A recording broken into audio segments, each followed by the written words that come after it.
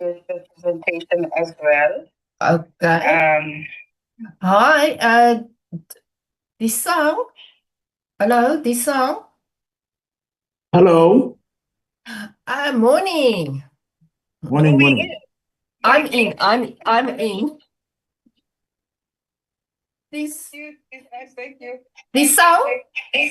Yes. Can you make the CEO host? She's still not in, but Nombulelo Gulewe. If you I can am make in, her host. Petra. Oh, are you in? Yes, Okay. yes. Good morning, Oh, Are you Isaac. it's in with morning, NG? morning. Nombulelo, is that Yes, I NG? am.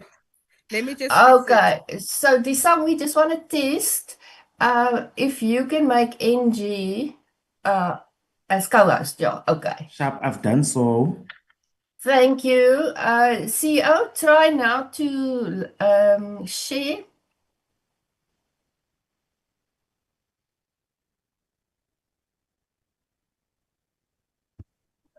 Okay, I'm sharing. Let's see. When let's-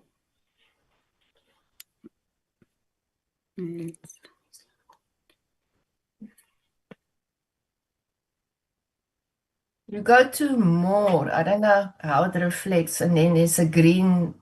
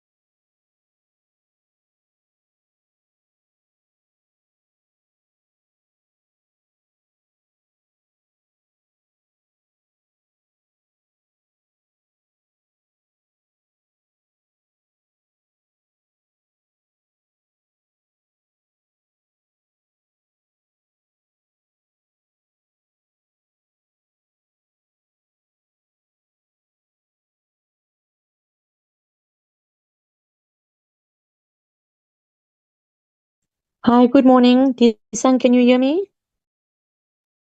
Yes, we can hear you. Thank you.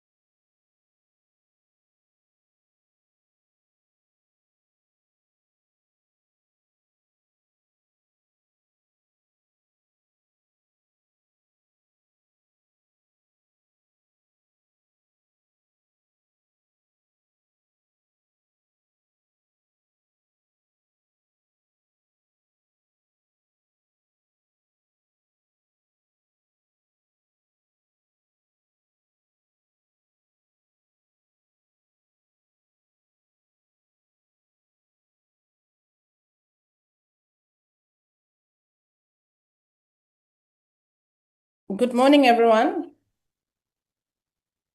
Morning, Chair. Hi, Morning. good morning. Good morning, Chairperson.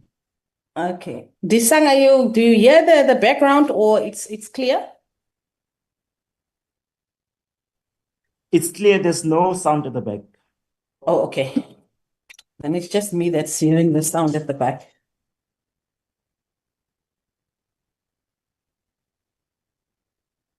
Recording in progress.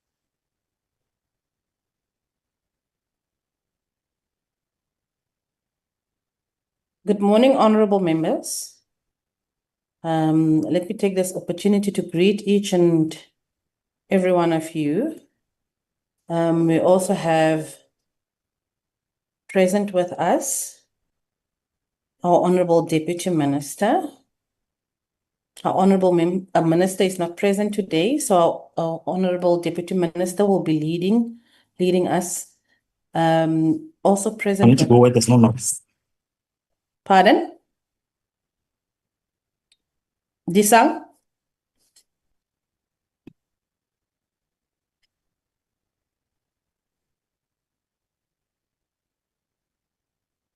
Can you hear me? Oh, is my network gone? Disang? We can hear you. I can We hear you, can hear Chair. you, Chair. Oh, okay. Sorry, apologies. I thought you were unable to hear me. Okay, let me just, Disang, did you flag for us the agenda so that all our honorable members are able to see the agenda for today?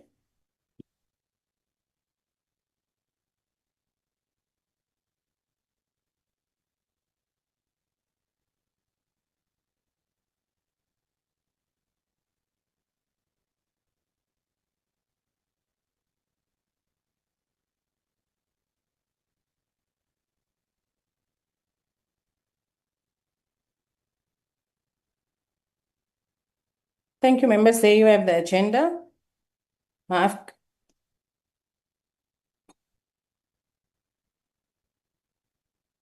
let me just take you to the opening remarks. And then after the opening remarks, we will then follow the agenda as is.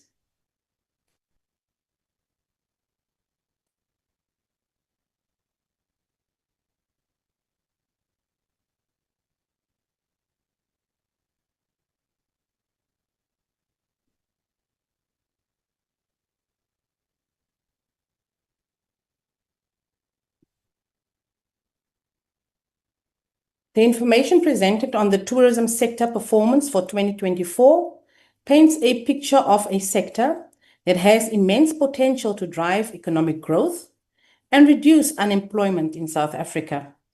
This is evident in the 8.8% contribution of the tourism sector to South Africa's gross domestic product, with a value of approximately 616 billion and the 1.68 million jobs created by the sector, which is a contribution of 10.2% of total jobs in South Africa in the country. So based on the current performance, the sector has the potential to contribute 12.8% to the country's economy by 2030, and therefore creating 2.23 million jobs. So this is a huge potential for the sector to drive economic growth and job creation as per the priorities of the Government of National Unity. This contribution of tourism in the economy and job creation shows the resilience of the sector despite all the institutional challenges and unacceptable performance by SA Tourism. The pillar of effective tourism development and marketing is that tourism is government-led, public sector-driven, and community-based. It should be noted that the reported information is the combined efforts of the private sector and government through South African tourism. It is therefore of paramount importance that South African tourism takes its mandate seriously and improve on its financial and non-financial performance. If effectively and efficiently managed, South African tourism has the potential to drive the tourism sector to contribute even more to our country's economy and support more jobs by 2030, as the available 2024 figures are just estimates based on current available data. So this available information is important for the oversight work of the committee, as the 2030 estimates are for the tenure of the 7th Parliament, and South African tourism is expected to work tirelessly to achieve the 2030 estimated total contribution of the sector to job creation and to the GDP of the country. However, with the organizational performance of SA Tourism for the period under review, it seems that the organization does not fully appreciate the importance of the role it has to play in driving economic growth and creating job opportunities. It is grossly unacceptable that for Q4, South African tourism only achieved 89% of its 55 targets while overspending by 24.1 million on its allocated budget. This depicts 101% over expenditure of 1.45 billion of the 1.43 billion budget that was allocated to SA Tourism. Your report indicates that you underperformed in 4 of your 5 programs, 75% in Program 1, with an underspending of 2.6 million, 92% in Program 2, with an underspending of 3.1 million, 95% in Program 3, with a 55.9% overspending, 66% in Program 5 with 11.8 million underspending, and we only achieved all your 8 targets in Program 4.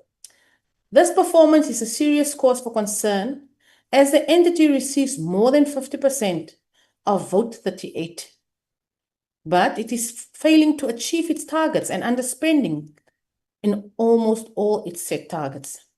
It is also of serious concern that SAT did not achieve all the targets in Program 3, but are reporting to us that they overspent 55.9 million.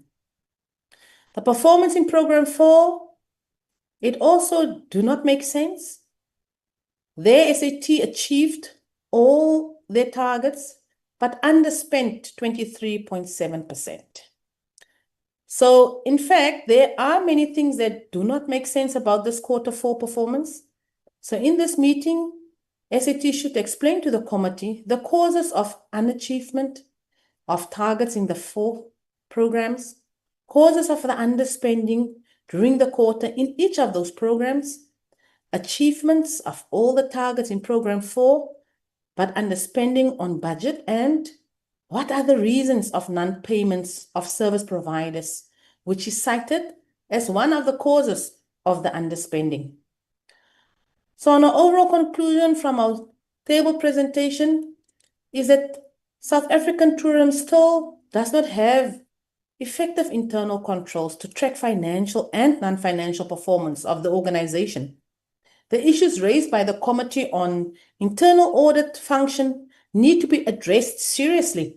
Internal audit function should not just be directed towards the auditing process by the Auditor General, but should assist the organization during the in-year execution of its mandate against the set targets and financial management.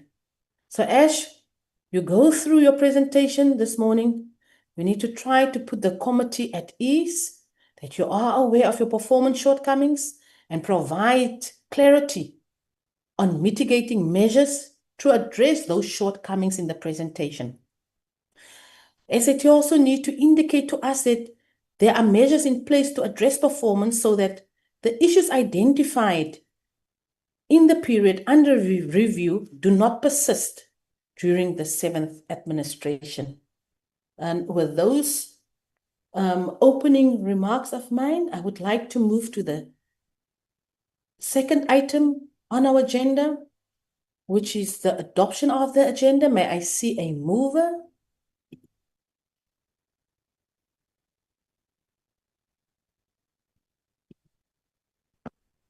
Thank you, Chair. I am Honorable Hlongo, and I move that we adopt the agenda as presented. Thank you, Honorable Hlongo. Is there a seconder for Honorable Hlongo? Chair. Yes, Honorable, Honorable. yes, Honorable Likharaba. Ligarabadi Bwani, I'm seconding the agenda as proposed by Honorable Khan. Thank you, Honorable Likharaba. So our agenda is duly adopted. We'll now move to the third item on the agenda, which is apologies. Disang, you may take us through the apologies. Good morning, Chair and honorable members. The apologies I've received is from Mr. Mutley and Ms. Buthelezi. And then we've got also an apology from the minister. And then in terms of the delegation that is present, Chair, it's led by the Deputy Minister, Honorable Sochu. And then the delegation from SA Tourism is led by the chairperson of the board, Dr. Davids. And the CEO, Ms. Nombulelo Guliwe, Mr. Siabonga Mtetwa, who is a Chief Strategy Officer, Mr. Takalane Ramova, Acting CFO, Ms. Bronwen Ored is the Chief Quality Assurance Officer, Ms. Tembisi Lesehloho is the Chief Marketing Officer, and then from the department, we've got the Director General, Mr. Victor Vele, Ms. Nomzamo Bengu, Acting DDG for Corporate Management. And then we've got the support staff of the department, Mr. Kaba and Ms. Van Niekerk. Thank you very much, Chair.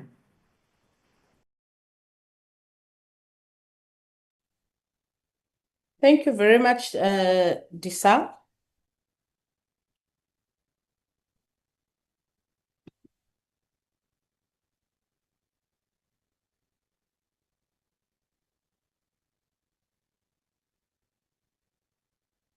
So before we move to the briefing by South African Tourism on their fourth quarter performance, I would just like to give our Honorable Deputy Minister an opportunity to give us some political remarks.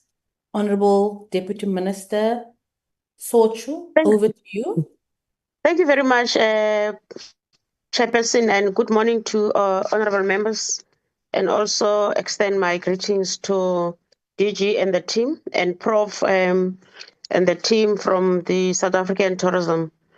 Chair, I have taken note of your observation with regard to the performance report of the entity. I'm sure the board chair and also the CEO has taken note of everything that you have raised with regard to their performance for the fourth quarter. I'm not going to waste time. I'm happy that there is an apology from the minister as she is overseas. She will be coming back on Thursday this week. Without any waste of time, Chairperson, because you have covered almost everything, there's no need for me to repeat on what you have said. We indeed have DG on the platform, and Nombulelo is also on the platform, the CEO, and also Prof as the board chair is also in the platform. Therefore, I will immediately give over to Professor Davis to take us through and also maybe introduce the CEO, who will then take us through their presentation. After which then I'm sure they will have to respond to the questions that we have raised or the concerns that you have raised, Chairperson. From myself, I'm not going to waste your time. Can I give over to you, Prof. Davis? Thank you, Deputy Minister. Good morning, Honorable Chairperson, the Deputy Minister, the Honorable PC members, the DG and team. Honorable Chairperson, with me, as indicated already, I've got the CEO and the executive team. And we have taken a note of your opening statement. Apologies, Prof. Yes, Chairperson. Disang, you know, this meeting is streamed live. Is it possible to rename Prof's gadget in the meeting? It just says iPad. I've tried from my side. Somehow my skills have is not very good. I will change it now. Okay, thank you, Disang. You may proceed, Prof. Yes, Chairperson, as I've indicated, we've taken a note of your opening and seriously taken note of your opening statements, Chairperson. We agree with you. South African tourism is quite critical to market South Africa as a tourism destination. And we have currently, we will present our Q4 performance report, which will be led by the CEO. So without, and I'll take the cue from the Deputy Minister, without wasting time, let me hand over to the CEO so that we can focus on the matter at hand. Thank you, Honorable Chairperson. Thank you, Chair. Good morning, Honorable Chair, honorable members, our DM, as well as colleagues on the line. Chair, thank you for allowing us to brief portfolio committee members on the Q4 performance of South African tourism as at the end of March 2025. Chair, I've also taken note of the Chair's opening remarks, and as I go through the presentation together with the CFO, who's going to be presenting on the financial side as well as the audit management, we will then seek to address what the Chair, Honorable Chair, has raised. Chair, I'm going to let me just share the presentation. Apologies.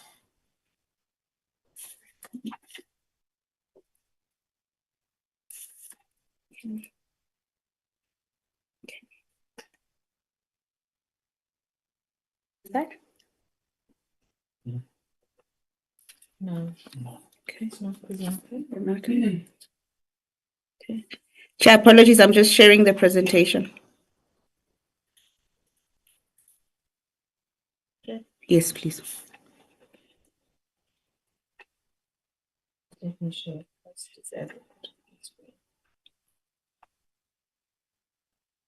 Okay, I should be able to now. It's fine. Can I get confirmation that? Thank you. Apologies, Chair. I'm going to go back to the contents. Chair, Q4 presentation covers the non-financial performance as at the end of Q4. We will then deal with the financial performance as just building on what the Chair had referred to in the Honorable Chair's opening remarks.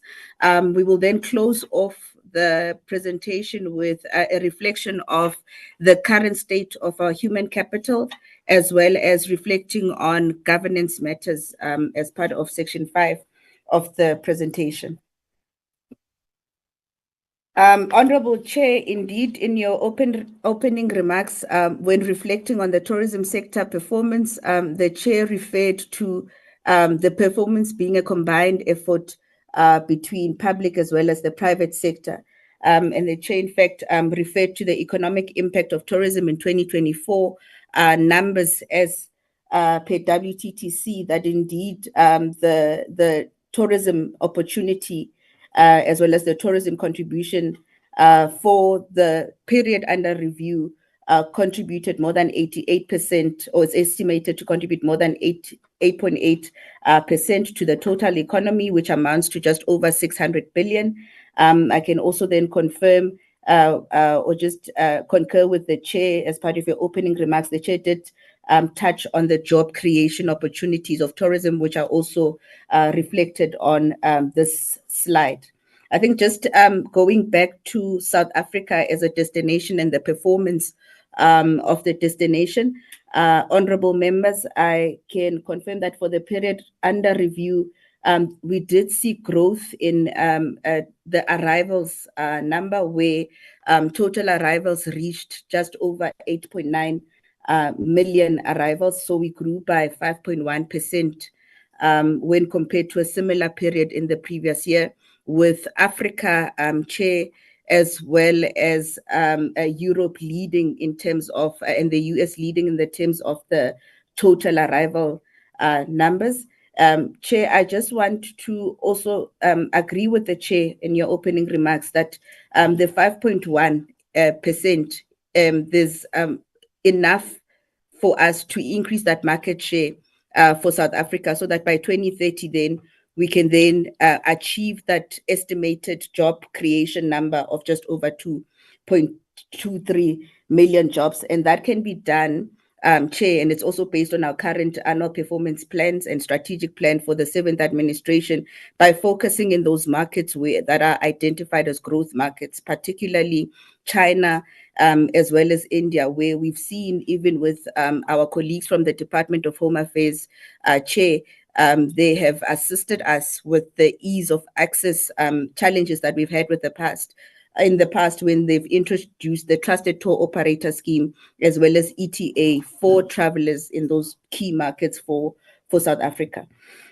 Chair, I'm going to then focus on domestic tourism, and just to say to honorable members that from a domestic tourism perspective, we did see growth in the period under review, with an increase of 6.2% when compared to a similar, in terms of domestic trips, when compared to a similar period in the previous year, where we've just hit over 40 million domestic trips.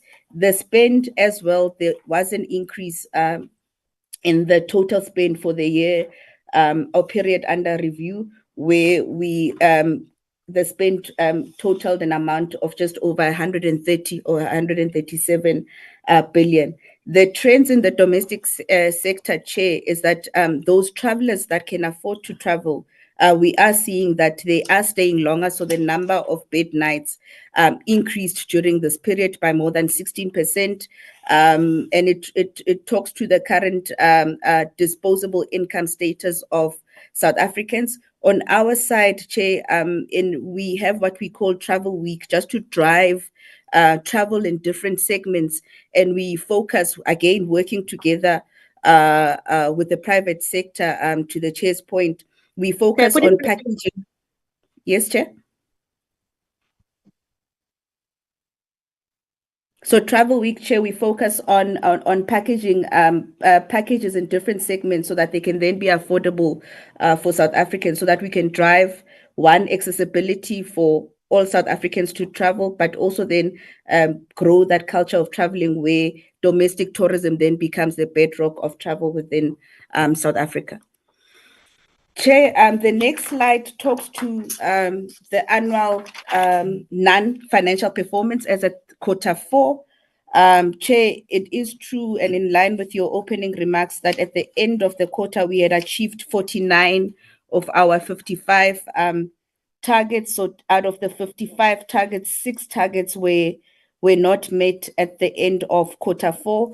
I'm going to go through the targets per program, focusing, Chair, in line with your guidance, with providing reasons for the non-achievement as well as mitigation. So reflecting on what has been done to date to improve performance at a program level. So program one, which is our corporate support, where we account for all corporate support related targets as well as performance. We achieved, out of the 12 targets that we had in quarter four, 3 were not achieved, Chair, resulting in an overall 75% of our targets met. We did not achieve targets in the risk management area. So that was 2 of the targets that were not met are sitting in the risk management area function. We also did not achieve targets in the implementation of or closing our audit action plan as at the end of March 2025. Chair, on the risk management functions, the actual targets related to a risk management maturity assessment, where mitigations had to be put in place as they relate to that particular report. And the processing of this was not achieved as at the end of March 2025. There were also 2 policies, Chair, that are related to the risk management function, which were also not concluded. I mean, even though the process was started and the review process, but final approval was not concluded by the end of March 2025.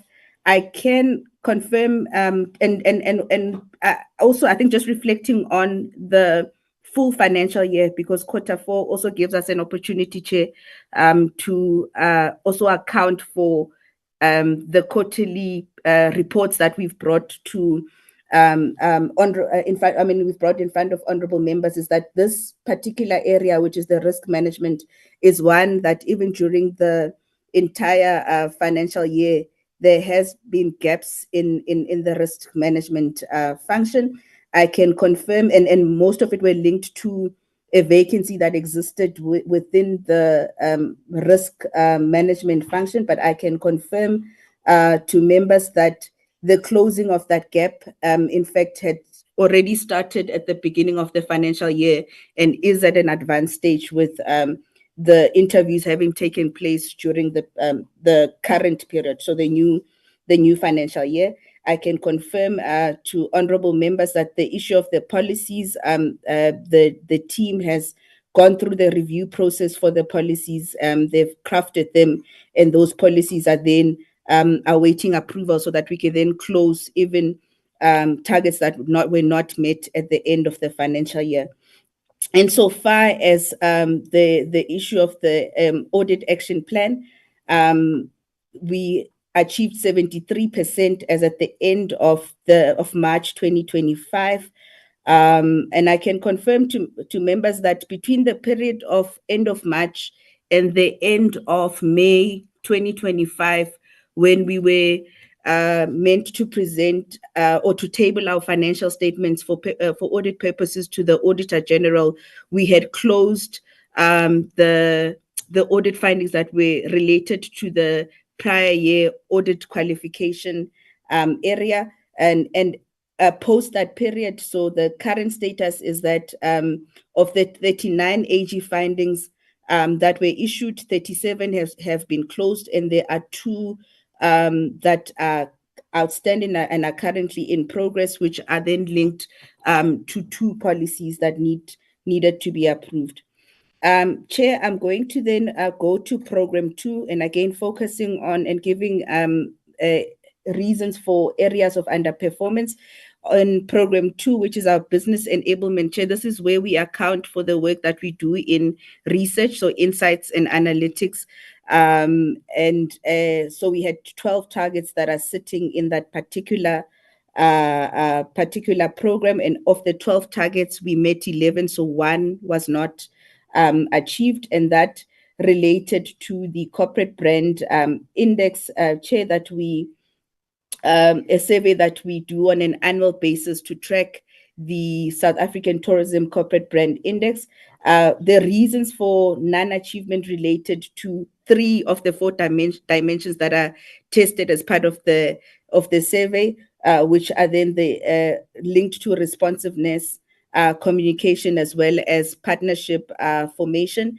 I can confirm, just looking at mitigations and where we currently are in the new financial year, to members that through our Chief Strategy Officer, the mitigation and a plan to improve on this so that we don't sit in the same place in the current financial year has already begun at the beginning of the financial year.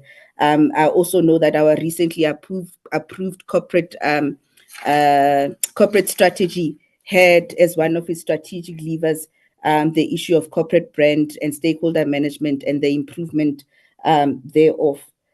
Chair, I'm going to then focus on leisure tourism marketing, which is program 3. And this is where we invest, Chair, the bulk of the money that we receive from the Department of Tourism. Under leisure tourism marketing, we cater for domestic tourism as well as international tourism, as well as our brand and marketing work. In this particular program, Chair, we had a total number of targets for Q4. We had 20, and then out of the 20, we met 19. So 1 target was not met at the end of the financial year, which related to the global tourism brand campaign, which was only flighted, Chair. So the reason for the non-achievement is that even though the global brand campaign was launched at the end of March, or by the 31st of March 2025, through our monitoring and evaluation mechanisms, we did not mark this one as achieved. And the reason for that is the impact. There was minimal impact for the full financial year because the launch only happened on the last day of the financial year. And the flighting on digital platforms was on the 30th as well as the 31st of March, which then represent only 2 days of the financial year.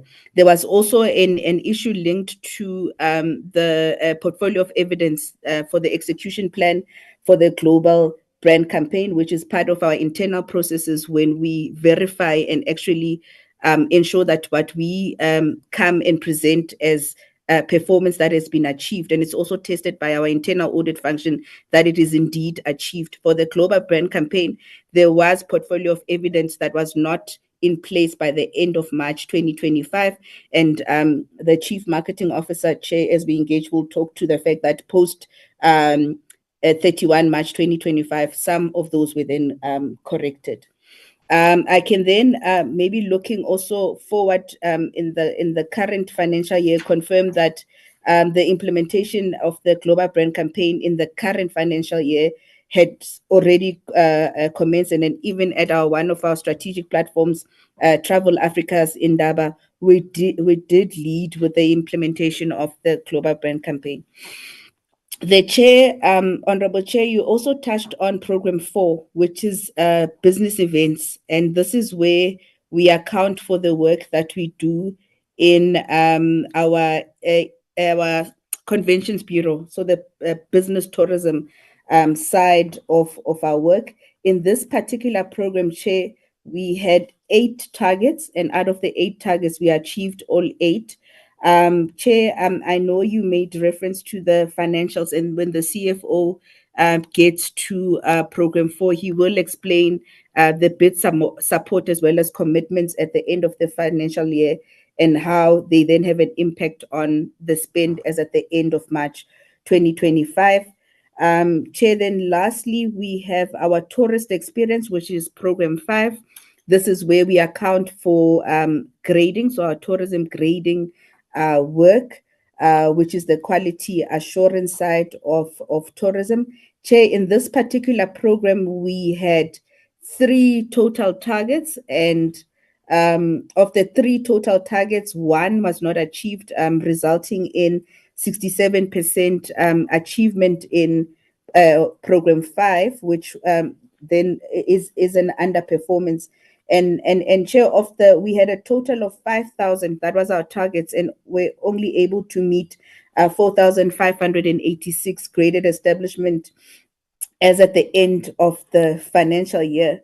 Again, I have to be honest, this trend, Chair, is a trend even in the previous financial year, where we bring reports for performance that on a quarterly basis we've achieved the targets, but at the end of the financial year, just closing in on the 5,000 mark has been a challenge, but it's something that we've looked at. In fact, in the current year, we had already started with a free grading program, so that we then drive quality assurance in South Africa. And that particular program was for all provinces within South Africa, because it's important that all our establishments are graded from a quality assurance perspective. We also had, Chair, as part of this drive, a number of engagements with our stakeholders, also generating leads. So finding those establishments that are ready to be quality assured, so that we can then add those to our database. In the strategic plan for the 7th administration, Chair, the target has also been adjusted to reflect on a number that then aligns to the SMART principle for purposes of the APP. So overall on this particular slide, Chair, total targets 55, we achieved 49 of the 55 targets, representing 89% of performance overall. Chair, I'm going to then move quickly over through you through the next slides that are performance slide, because the slide that I've just spent time on, in fact, is directly linked to these slides. On slide 5, which I'm flighting, again, it's just confirmation that in program 3 of the 3 targets that were not met, 2 were linked to the risk management function as at the end of the financial year. I also spoke to corrective measures when I was going through the previous slide.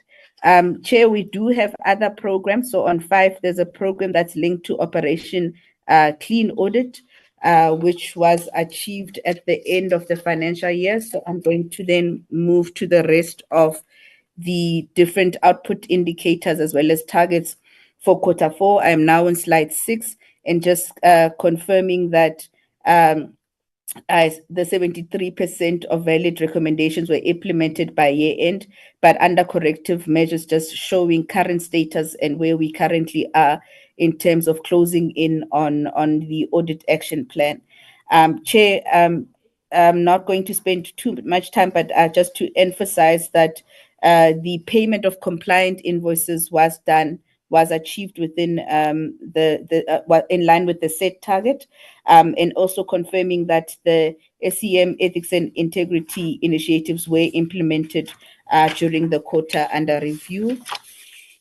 I'm now going to move to slide 7 of the presentation, and again, just confirming that the 3 targets that are outlined on this particular slide, which relate to budget optimization strategy, as well as the staff engagement survey improvement plan, as well as the organizational effective assessment improvement plan implemented. Those 4, in fact, it's 4 targets, because there are 2 targets for quarter 4 within the first output indicator, which is the budget optimization strategy implemented. All 4 of those targets within program 1 were achieved as reflected on slide 7. Then going to move, Chair, to the next slide, which is slide 8, and just confirm that for ICT governance framework implemented, we had 2 targets in quarter 4, and then both targets were then met during the period under review. Chair, I'm going to move to the detail that is linked to program 2, business enablement. And again, on slide 9, just confirm that for the output indicators that are reflected on this particular slide, as well as the quarter 4 targets, that all those targets were achieved.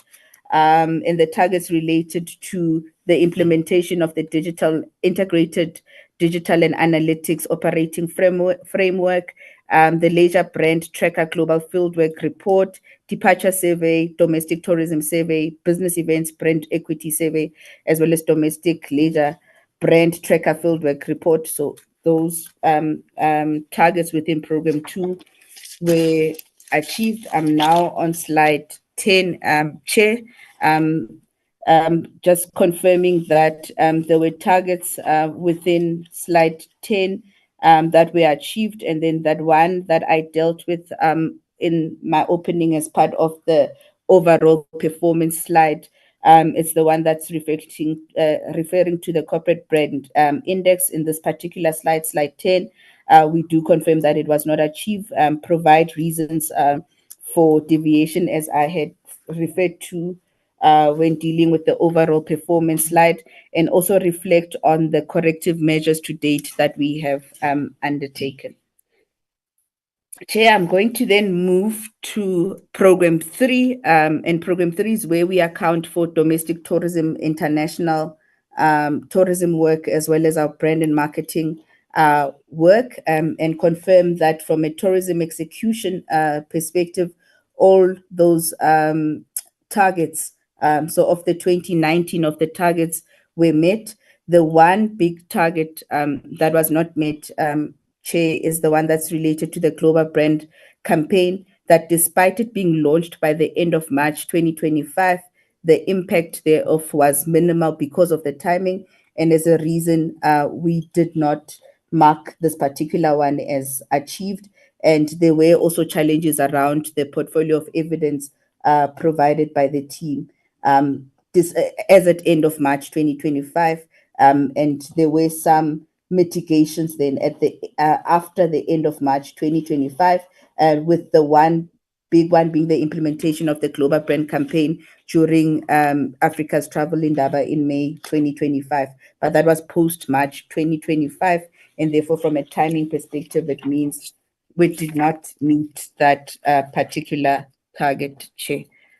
Chair, I'm still on Program 3, reflecting on the work that happens in the different country offices for us to then be able to drive numbers that contribute to the total arrivals number of 8.9 million as a, during the period under review. So I can then confirm that from the work that happens in the country offices, aimed at driving awareness for the destination, as well as ensuring that we've got trade partners. So that's the distribution channel initiatives. We've got trade partners that can package the destination and actually make sure that we then are able to then convert to arrivals. Those particular targets were met, with one that was also exceeded, as reflected on slide 12, Chair. Chair, I'm on slide 13 again, still focusing on the work that was done, that happens in our country offices. Slide 13 particularly focuses on the work in Africa, so the regional markets, as well as our Asian, Australasia markets. Again, confirming that two of the targets were achieved, and some were also exceeded, as reflected on slide 13 of the presentation. Chair, I'm going to go to slide 14. Slide 14 shows the work that we did to contribute to arrivals, as well as spend numbers in the domestic tourism market. There were a number of seasonal campaigns that were implemented, which included the short-lived summer deal-driven campaign, which was solely aimed at driving domestic trips as well as spend within the domestic market. That particular quarterly target was met, as reflected on slide 14.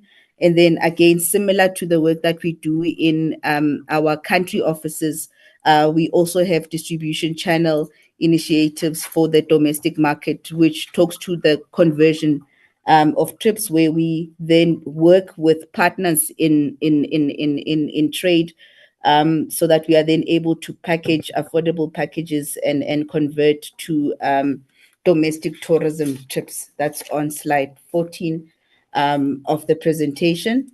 Chair, the next slide, which is slide 15, talks to the work that we do within our PR and comms function. So it talks to the tourism economic impact communications plan. And Chair, the work here, in fact, involves talking to or communicating the economic impact of tourism, and it's aligned to the Honorable Chair's opening remarks as it relates to the job creation potential, the spend potential, and the contribution to economy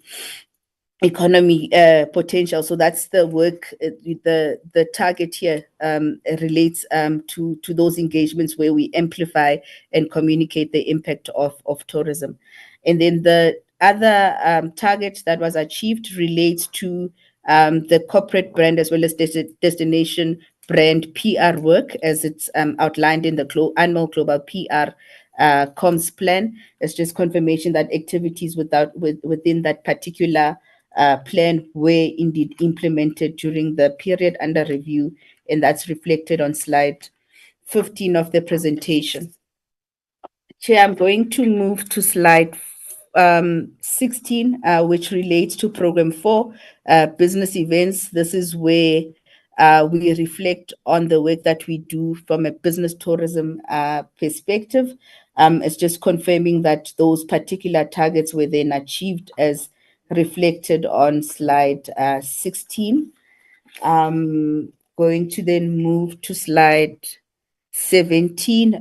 Again, it shows output indicators as well as quarter 4 targets within program 4, which is business events, and it's just confirmation that those targets that were related to the hosting of events in villages, towns, and small dorpies, that target related to that was achieved. We also had a target that related to the doing work around the business events bidding impact, so the impact of business events within South Africa. That particular report was produced and shared. And then the hosting of our 2 strategic platforms is just confirmation that those particular ones were hosted. And then just lastly, the different international strategic platforms, Chair, where we go and we meet with buyers. We exhibit South African products and meet with international buyers who would then package South Africa and actually sell packages to our target market. That particular, from a MICE perspective, that particular target or quarterly target was met, and also reflecting of the number of SMME colleagues that then joined us in those strategic platforms to then showcase that South Africa within the destination value chain has a lot to offer. So what our SMMEs then bring to those particular shows is showing the variety of our tourism offerings, and that's on slide 17 of the presentation. Chair, I'm going to be closing the non-financial performance on slide 18 and handing over to the CFO through you, Chair, to take us through the financial performance. But on slide 18, we reflect on the Program 5 tourist experience targets as well as output indicators. We had not met by the end of the financial year the number of graded establishments target. Chair, in the slide, we provide reasons for deviations as referred to on the consolidated slide, including the corrective measures going forward.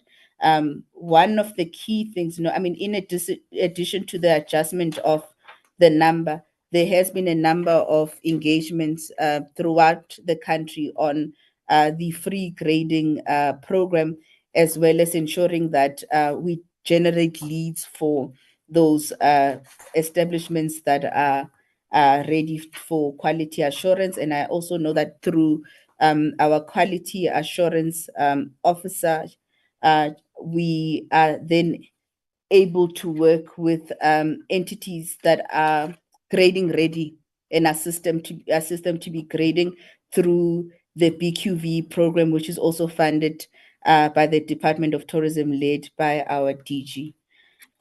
Chair, I'm going to then hand over to the CFO to take us through the financial performance. I will then come back and focus on human capital as well as governance matters. Thank you. I just want to remind you that you will have until 10:30 to finish up with the presentation. Thank you, Chair.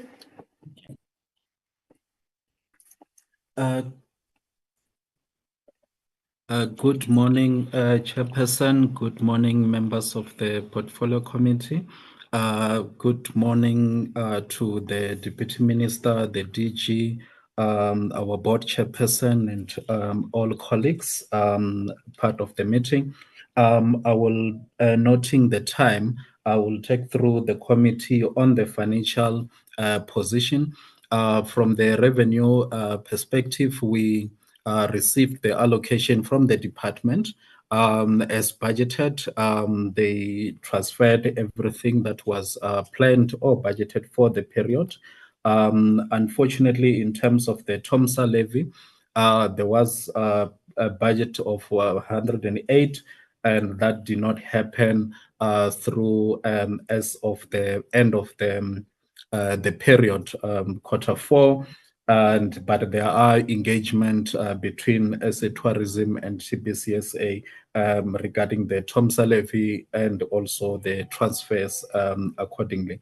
On grading revenue, as indicated, we had a low number of graded establishment, which then affected the revenue on the grading, where we sit with 87%.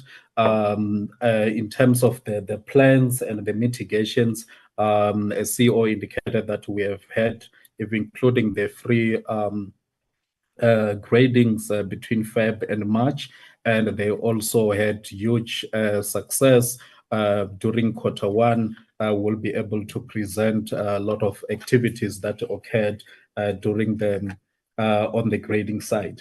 In terms of the Sunrim revenue, we had budgeted 65 million, and we successfully received or got 91 million, which translates to 139. And the key success on this in terms of this collection was also the favorable balance on our account, which was around 52 million, and the exhibition participation that we received as part of the Sunrim revenue. And in terms of the plant, we managed to collect or have more than what we had budgeted for, where we had budgeted 1.431, and we managed to get 1.456 million. And in terms of the expenditure, which is the next slide, we have on corporate support, we have depreciations and the amortization, but however, due to the risk management service that was not fully carried out throughout the year, where it was reflected under non-financial performance as underachievement, had also the impact in this program, and we set with 99%, just slightly low to what was budgeted for the this program 1. On program 2, we then had also 96% in terms of the expenditure, and this was also affected by the contractual commitment that we had at the year end, and also key success for not spending so much on this was that internal, there were also in-house activities that happen on Program 2 in terms of how they run also the thought leaderships and other activities, where they were conducting them from within as a tourism without spending, unlike maybe in the past. Program 3, due to the global brand campaign, the increased spend, as CEO indicated, that there was also a lot of activities on the last quarter when we end up launching it on the 31st March 2025. There was a lot of spending to get the campaign, and or due to the delay that were already relayed earlier. With Program 3, we also have the Forex and the country offices due to also our weakened currency against strong currency like your Great Britain pound, the USD, and the euros also had a knock effect on our side, and we end up sitting with 107% in Program 3. On Program 4, we had 91%, which also affect or including your Meetings Africa and exhibition. But again, another success in terms of the spend here was that we were managing the project from within without the exhibition management company.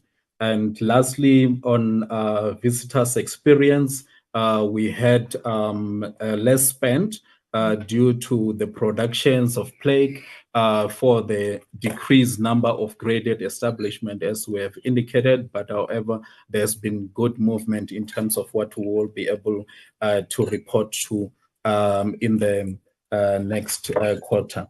On the next slide, which then summarize or covers, there's 83% on the compensation, which is the next slide, of employees. The impact here was due to vacancies. We still have a vacancy for the CFO and the CAE, and also the CCBO, which are high value and positions. And key success also was that we managed to have also the GMHC through Q1, but they had impact on the Q4 as of 31st March 2025. On goods and services, as indicated, Program 3, in terms of the push of the spend in Q4 due to the delay spend in other quarters, it had an impact of 105% on the goods and services.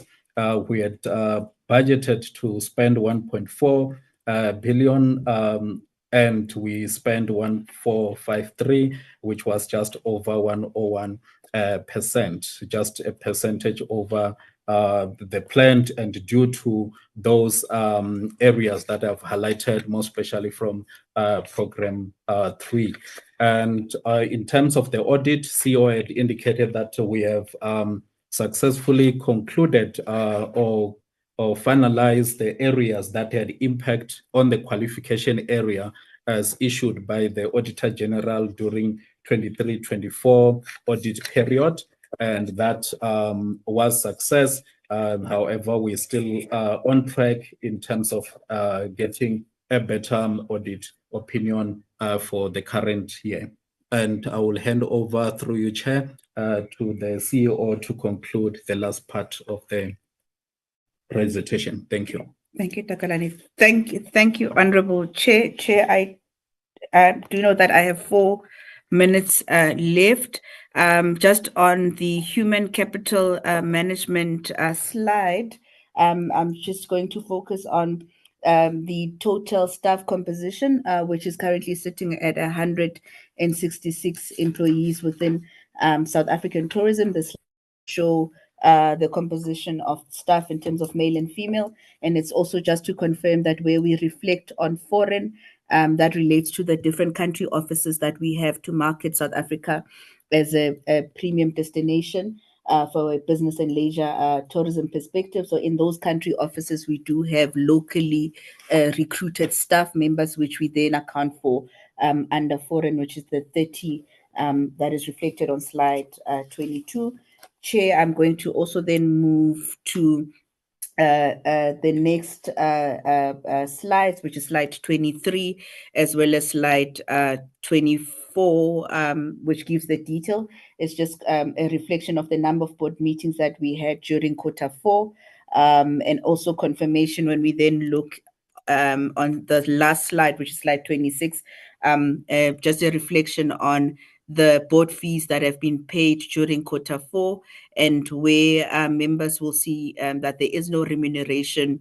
It's because that particular board member is our representative from the Department of Tourism, therefore a public official, and therefore in terms of National Treasury are not allowed to get remuneration. So that's why that particular member has not been paid in this quarter, which is consistent with the previous financial year.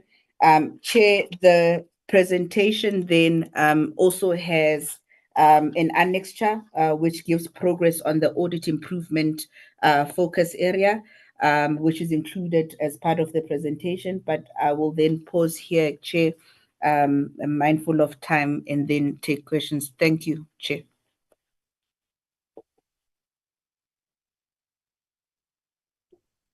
Let me just start by thanking Prof. Davids, our chairperson of the SA Tourism Board, CEO Guliwe, CFO Ramova for the presentation on the fourth quarter performance report.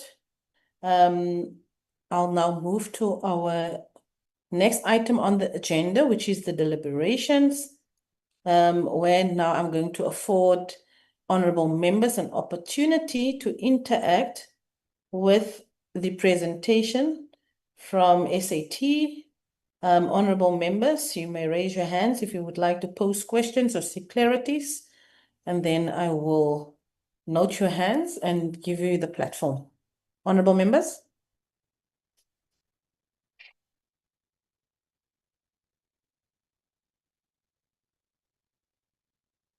Can you see the hands on the side, Chair? Or must I name them? I cannot see any hands. All Are they right. up? Yes, Oh. Chair.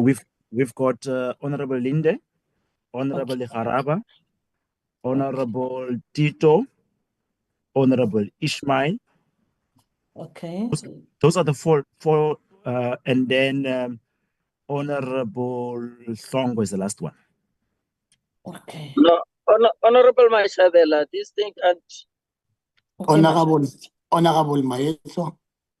There's also Honorable Maecho and Honorable Mashabela.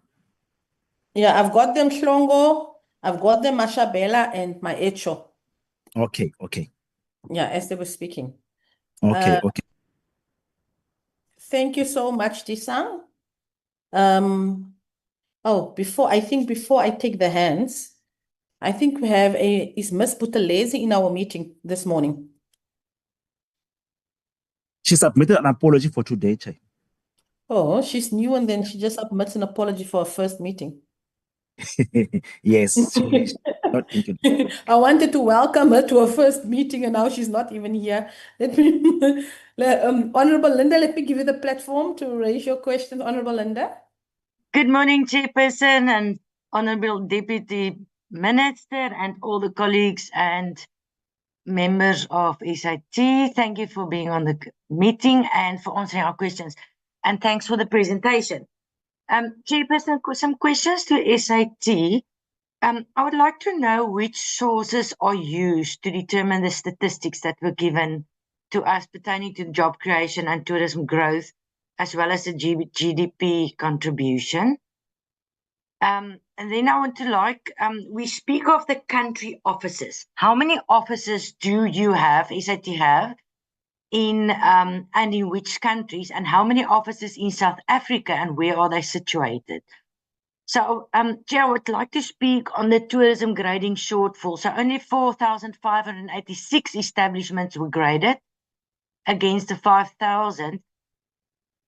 That's not my biggest issue. I want to know what measures are in place to make tourism grading more accessible in the rural township area. So how many gradings did you do in our rural and tourism township areas?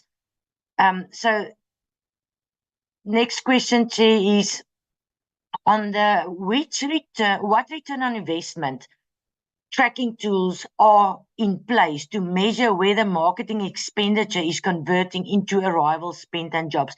And that also links to my first questions. So, I want to see that we have a transparent ROI framework to link the marketing spend to concrete economic indicators such as the township tourism uptake and SMME support and job metrics. So, to Prof. David, do you see maybe investing or developing a dedicated agri and ecotourism promotion program that including partnerships with the provincial and agricultural departments, targeting international campaign and pilot routes, etc.? Because I see a lack of the agri and ecotourism in your programs. And then, Chairperson, last question is, the report reveals over 28 million rand on irregular and fruitless and wasteful expenditure, etc. What disciplinary action has been taken against those responsible, and why are these amounts still not fully recovered? So there is something a bit on the audit, but I think maybe a little bit more of clarity can help. Chair, yeah, for now, I think I'm covered. Thank you very much. Thank you, Honorable Linda. Honorable Ikharaba. Thank you, Chair. And good morning to you, the DM, my colleagues, the DG, the chairperson of the board, the CEO, and everyone present in the meeting. Thanks for the presentation, SAT. And from your presentation, CEO, I have some few clarity-seeking questions. Based on your predictions and scenario planning, when will we reach and exceed the pre-COVID numbers of 10.23 million international tourists? And what can be attributed to the growth in domestic tourism, and which parts of the country are visited the most? And maybe you can also share with us the kind of activities that pulls the tourist to visit such attraction sites. So far, are there any concerns in relation to transportation, both in air and ground? Just for an example, how is the issue of limited flights affect tourism growth? Are there any challenges regarding the taxi industry, buses, and trains? On your cooperative support target, one of the target that was not achieved is on risk management. Why was the risk management maturity assessment for 2023, your 2024-2025 financial year not conducted? Maybe you can also share with us when is it set to be concluded. My last question is, what do you consider as a more realistic number of establishments upgraded? Thank you, Chair. Thank you, Honorable Ikharaba. Honorable Tito.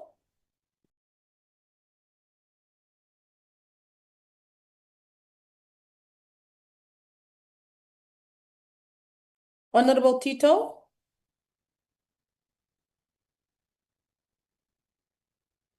It seems as if Honorable Tito is experiencing technical difficulties. Honorable Ishmael. Thank you, Chair. Good morning, Chair. Good morning, colleagues, and good morning to the DM and everybody on the platform. ACT, thank you for the presentation. You know, I must say I'm really concerned with this report. I mean, Chairperson have highlighted right in the beginning, and just let me break down to where I'm going to. So my colleague covered me, where do you source your data from?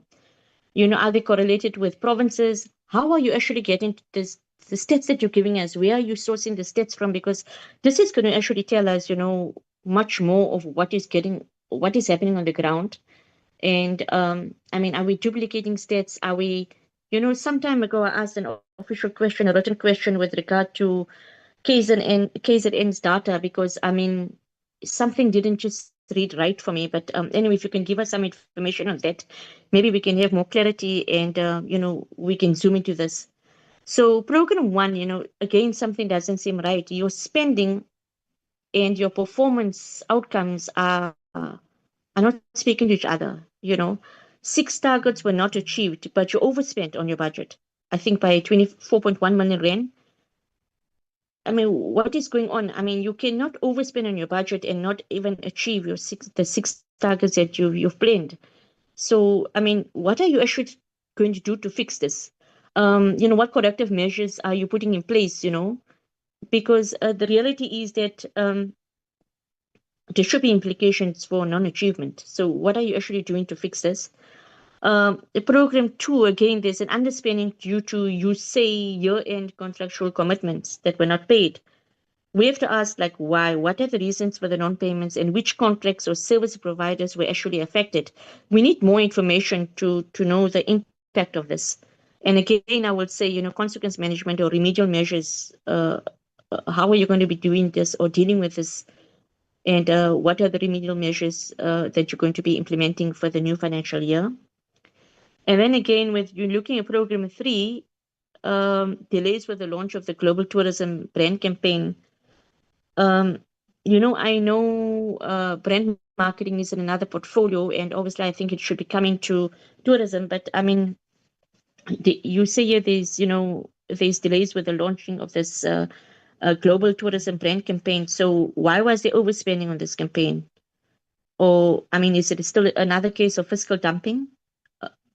What is the actual issue here? And then when you're going into the 2025-2026 financial performance plan, we've been discussing this from the sixth term parliament. For those of us that were here, it's like year on year we're having the same issues. There's always a repetition of this type of, over expenditure, under expenditure, excuses, mind my words, for not achieving targets or for not doing exactly what you should do. This is something that I'm concerned about, because we cannot be sitting in portfolio committee meetings and having to, listen to the same excuses all the time. And then again, with regard to grading, I was formally sort of partially covered by my colleague, but is there any feedback or solutions with regard to grading in the long term? I mean, will this be finalized in the white paper amendment bill? Because I think grading is very important, and it's very important for all our service providers, if I can use that word, to be on the same level of quality. So I think quality assurance is very important. And while it can be free, obviously we support free grading. But I think by having free grading, we can have more service providers coming to the table to say, yes, I'm willing to to do ABC, because they know they don't have to pay for it, and this will obviously improve the visitor experience going forward. So, is there some resolution of how this is going to be dealt with going forward?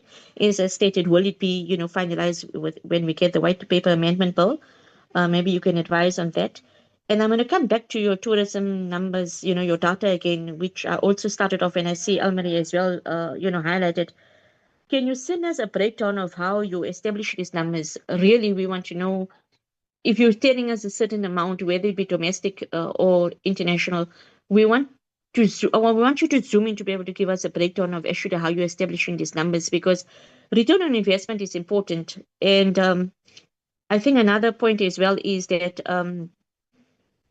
I've personally felt this. they are, especially just coming from Gauteng to Cape Town for that matter, and we know both Gauteng and Cape Town are very important, tourist areas. And I mean, there's already a shortage of flights. So how is this actually impacting both domestic tourism, and we've also sometimes got international tourists that come via one province to another. How is this actually negatively impacting us? Thank you. Thank you, Honorable Ishmael. Honorable Shlongo.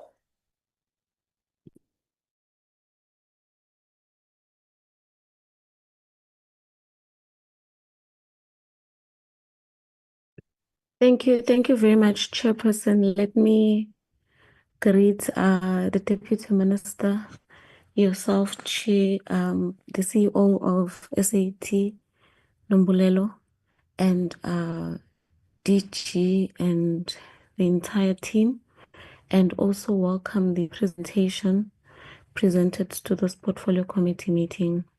I'll go straight to my questions, Chair, and I have quite a number of them. And okay, question one,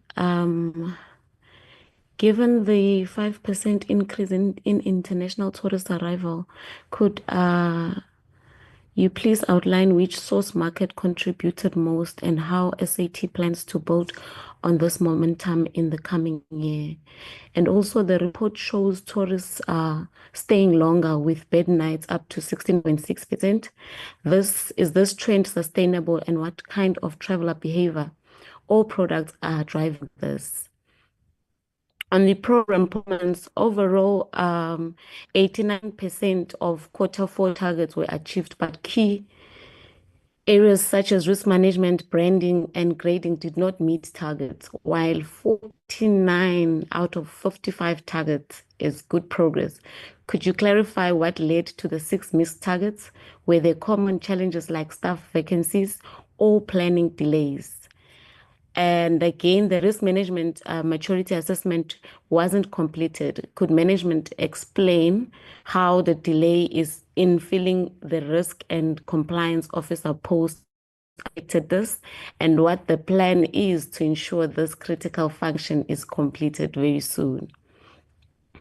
Again, I think it's on page 6, only 73% of audit recommendations were completed by March or by 31 March against a 100% target. What were the obstacles here, and what is SAT doing to ensure the remaining findings are addressed urgently? Also, the South African Tourism Corporate Brand Index came in significantly lower than the target. What factors contributed to this decline, especially in responsiveness and stakeholder communication? Again, also there was a lack of sufficient portfolio of evidence for the Global Tourism Brand campaign. Why was documentation not prepared or tracked properly?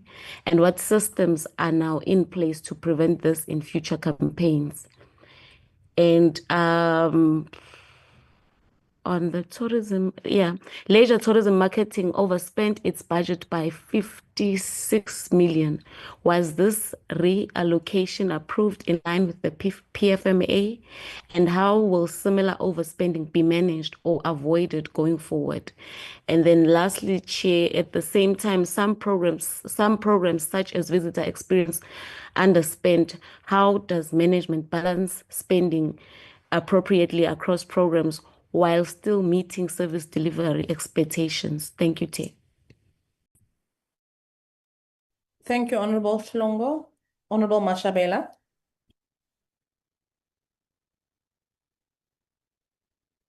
Thank you very much, Chair. My name is Renelo Mashabela from the EFF, member of this committee. Chair, our biggest challenge is abuse and victimization of Black-owned companies by this entity that is supposed to empower them. South African tourism has developed a serious tendency of victimizing Black-owned companies. What is painful is that Black-owned companies do not speak out against this abuse because they don't want to lose the little business relationship they have. Unlike white-owned companies that enjoy private business contracts, our black-owned companies rely mainly on government contracts. The employees of WP are suffering because the company they work for is owed 20 million by South African tourism. We don't know what corrupt activity is expected from them to get their payment. How do you come here to claim that you have achieved your mandate while young people are swimming in debt and sleeping in hunger because you didn't pay the company they work for?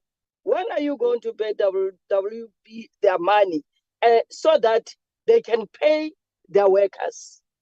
On page 11, Chair, the reason for deviation on global tourism brand campaign is because you were in a business of sidelining service providers who were supposed to implement this program.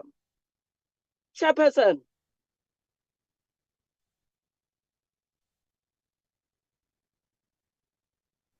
Chair, what we're not going to allow is workers to sleep on an empty stomach because South African tourism is withholding payments they work for.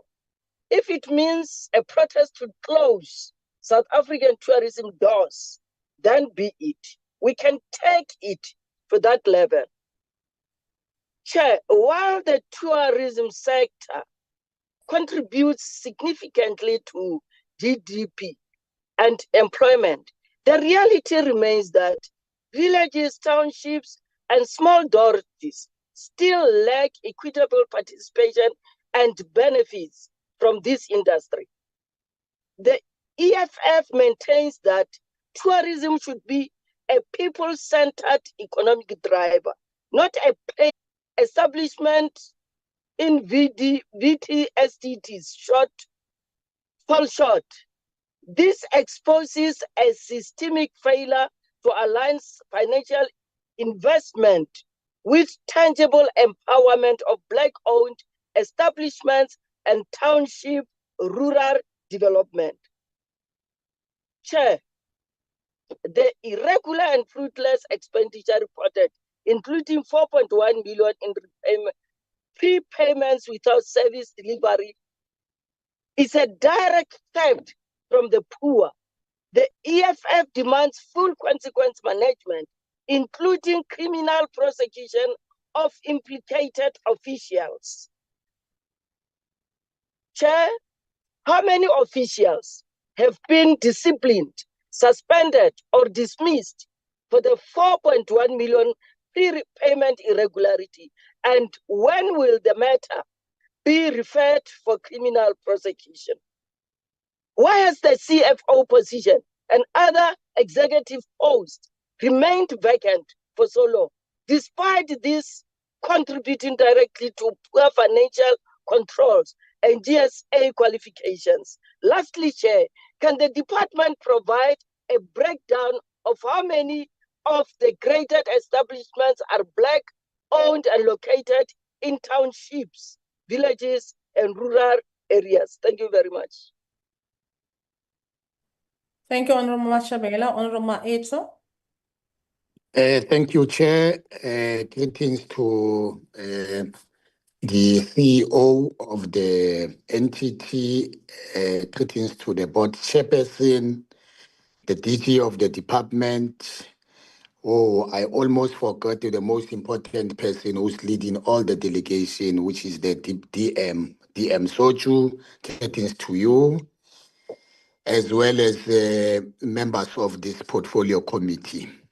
Chair, let me join you in your opening remarks when you made the concern with regard to the input that you have made regarding the programs of the NTT that you, and I will just quote you that out of 5 programs, you showed a concern that only 1 program has been achieved by the NTT. And Chair, in my view, this could be several reasons why only 1 program out of 5 has been achieved by SAT. And Chair, to better understand the reasons, it will be helpful to review SAT annual reports, strategic plans, or other relevant documents. And additionally, I think that insights from the stakeholders, such as the board, in this case, and then I'm happy that the chairperson of the board is here.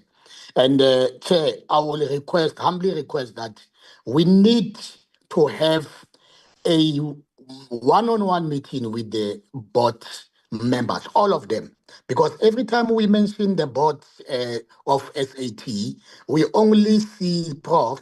The only time we interacted or met with members of the board, it was during the meeting, meeting Africa at Sentin, where we were invited by the minister. That's the last time we had to know the members of the board and as a meet and greet. We never had an interaction and engagement thoroughly as the portfolio committee. And therefore, I will propose that we'll have to meet the entire board led by the chairperson so that when we engage with the reports of the SAT, including raising our concern with the SAT, we all know who is doing what and who is who in this particular board, Chair. Moving forward, Chairperson, my other issue is on the presentation, program 2 on the global brand campaign that was not achieved. And Chair, you see, in as far as this particular slide, there is a serious concern in terms of why this particular target has not been achieved. It shows you that in as far as the internal controls that were identified first by the internal audit, there is a lack of accountability and also the unwillingness by the management to meet the targets. And I will go straight to the audit, and which is a serious concern with regard to this particular report. But first and foremost, I think that there is a lack of accountability in as far as the internal and the auditor general's findings or the opinions that were raised by auditor generals, because the presentation present to us that there is a closed report that has been completed. But that closed report that has been completed in terms of the internal or the audit opinion by the Auditor General is not specific. It's not even detailed. But on the presentation is just tick a box that we have done this. Now, going to the questions, Chair, that I want to pose to the entity. Why is grading not compulsory? And how do you intend on enticing owners of more establishments to voluntarily submit their businesses for grading? And I want to also agree with the previous committee members that we need a breakdown of which provinces this particular function was performed and how many establishments in terms of rural, small dorpies, and small towns that were benefited in this particular function. And the other question is that why were audit findings not fully addressed on time? And so that at least we know where we are going. The question again is how do we intend on strengthening the internal controls? Actually, you as the SAT, how do you intend to strengthen? Because in most cases, you can see that you can't provide us with reasons that you deviated. Once you deviate, you are moving away, you are deviating away from the targeted objective. You are no longer doing what you are supposed to be doing. So it means that you are actually applying certain measures to either improve or fail. And then the other question is that how do you intend on strengthening your sorry, I asked that question. What was the reason for the delayed spending on goods and services during the year? And was this reprioritization or a fiscal dumping? And here, the other last two questions. What measures are you putting in place for brand reputational management and building trust with your stakeholders, particularly amid all the allegations that we see or are expressed on the media platforms? And then the other question will be on the board chairperson. Board chairperson, what are you doing to hold both the executive and the entity accountable, since we have this type of a report, which is not enticing, which is not even a report that we can pride ourselves as Parliament? Because as members of this portfolio committee, our responsibility is to hold you as the board accountable, the executive, including the very same entity. What is your role in this regard, Chairperson of the board? Thank you, Chair. Thank you, Honorable Maecho. I will hand back to the entity to interact with the questions by our honorable members, and then maybe after everyone from the entity to give Deputy Minister Sochu to come in. Let me just hand over. I'm not sure if it will be the CEO or it would be the chairperson of the board that will start. Over to you, Prof.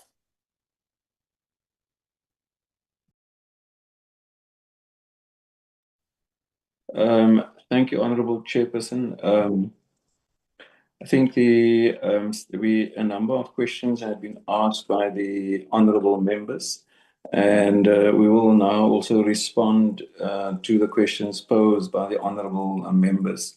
I think perhaps the first question, there were two questions posed to myself, and I think let me first address those, and then I'll hand over to the CEO and team to respond to the other questions. The question that was asked by Honorable Linda concerning tourism and agriculture. In that regard, let me perhaps respond to this. In our financial year of 2025-2026, we are prioritizing the expansion of our corporate strategy by looking at actionable plans, in particular on agritourism, because according to us, agritourism is an important segment, and it aligns seamlessly with the national priorities, particular in regard with inclusive growth, rural development, and sustainable job creation. Our approach for the next financial year is to work in close cooperation with the public and private sector shareholders and to ensure coordinated and impactful implementation by leveraging agritourism. We aim to directly support the GNU priorities, particularly inclusive economic growth and job creation. So in that regard, particular agritourism, as I've indicated, for us it is quite important, and we've got our plans for the next financial year. We also view by focusing on agritourism, it will directly contribute to poverty alleviation, increase economic growth, and reduce unemployment and enhance social cohesion. So that is hopefully I'll address the response to or the question asked by Honorable Linda. The question also asked by Honorable Maiko concerning what we're doing to keep the CEO and executives accountable. In that regard, we do have quarterly board meetings, and through our board subcommittee meetings, we are interrogating all these aspects, our performance reports. We start with our APP for the year, and that then we use as our framework to keep the executives accountable in areas where, and I'm sure the CEO and team will speak to that, consequence management in certain areas where there are a huge non-performance, those consequence management has taken place. So as a board, we are, and obviously as a board, listening to the portfolio committee members. There are areas that we as a board must improve, but we are really trying to, through our committees and regular meetings, keeping the CEO and executives accountable. And as I said, consequence management, and that is the team will speak to that consequence management in areas that have taken place. But we are taking on board even the opening statements of the Honourable Chairperson and the Honourable members that, yes, as a board, we need to improve even our oversight on our part. Thank you, Honourable Chairperson. I'll hand over to the CEO. Thank you.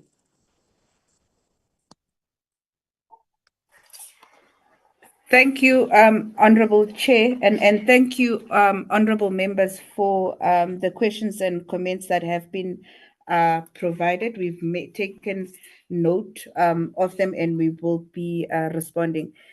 Chair, I'm just going to start, and then the team will come in on some of the questions.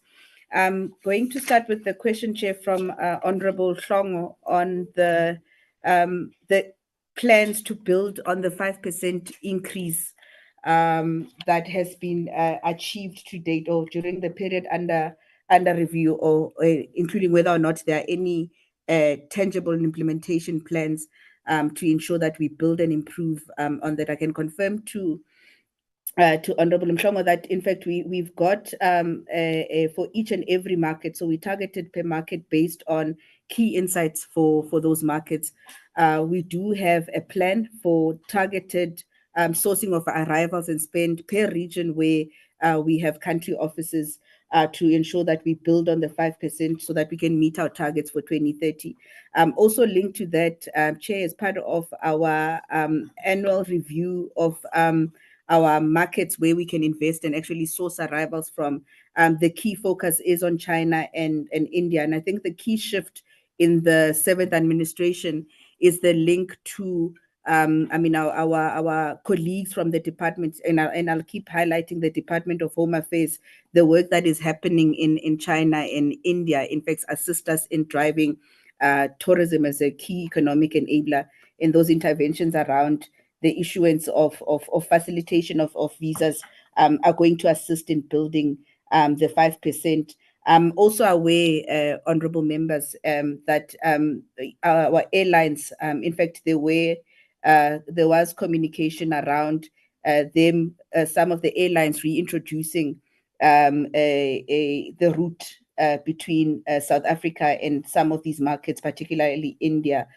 Going forward, the issue of airlines, and it's linked to a question that was asked by a member around transport, is one of the 3 ease of access barriers. There is movement around the issue of visas from the Department of Home Affairs, but the challenges are, and I'll say there's also a global challenge around the procurement of aircrafts, but particularly for South Africa, for our key source markets where we don't have direct routes, that remains a challenge. But I am aware of the work that most of our airlines, including our own, have started engaging with those markets to introduce flights that are coming directly to South Africa. Chair, there was a question around grading. I'm just going to hand over to our Chief Quality Assurance Officer to answer all grading related questions, including the long stay question. And then after that, Sia, who's the Chief Strategy Officer, will deal with insights and analytics. Good morning, Chair, Deputy Minister and members. and Board Chair, thank you very much for your time. I am going to speak to, it's Bronwyn Norrit speaking. I am going to be speaking to the queries around the TGCSA. For the last fiscal, through the Tourism Grading Support Program, we have seen, in terms of small businesses benefiting from the fund, a total of 1,723 beneficiaries. So that gives, and those businesses are earning between 0 and 5 million rand. So it gives the PC an idea of the volume of small businesses that are benefiting from the program. In terms of recognizing small businesses in villages, towns, and small dorpies, the Grading Council of South Africa runs a program called Basic Quality Verification. This program is aimed at working with predominantly homestays in villages, townships, and small dorpies. In the last fiscal, we had certified 152 of these properties in KZN. Since the program was launched in the Eastern Cape and KZN, we have worked together with the Department of Tourism to deliver to these properties an enterprise development program. And through those efforts, we are starting to see properties migrating from basic quality verification to graded properties. We're seeing a couple of those coming through, which is the approach to make sure that we are supporting small businesses and introducing them to the formal grading process whilst providing the support provided through the Department of Tourism.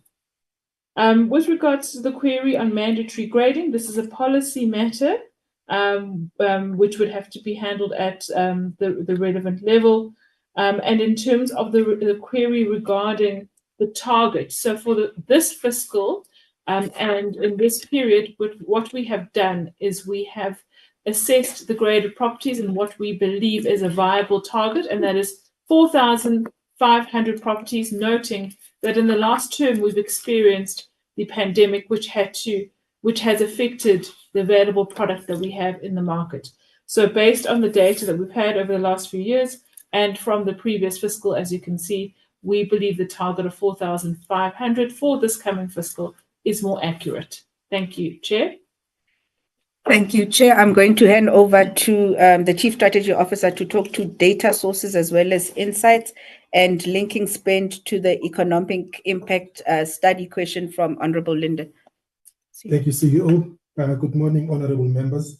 So on the first question from Honorable Linda with regards to where do we source our data from, especially the one that pertains to economic contribution or economic growth. So we work very close with Statistic SA, and we then basically make use of the data that they provide with regards to economic growth, where we are then able to extrapolate the data that pertains to tourism, and that is what we then are able to report on in that regard. So we work very close with Statistic SA. So what we typically do is, as soon as the data gets published, we then make use of it, and then we are then able to report on our site specifically to matters pertaining to tourism. So that's basically where we source our data from. There was another question also that was seeking clarity on whether, by when do we think we would exceed pre-COVID numbers insofar as arrivals and spend.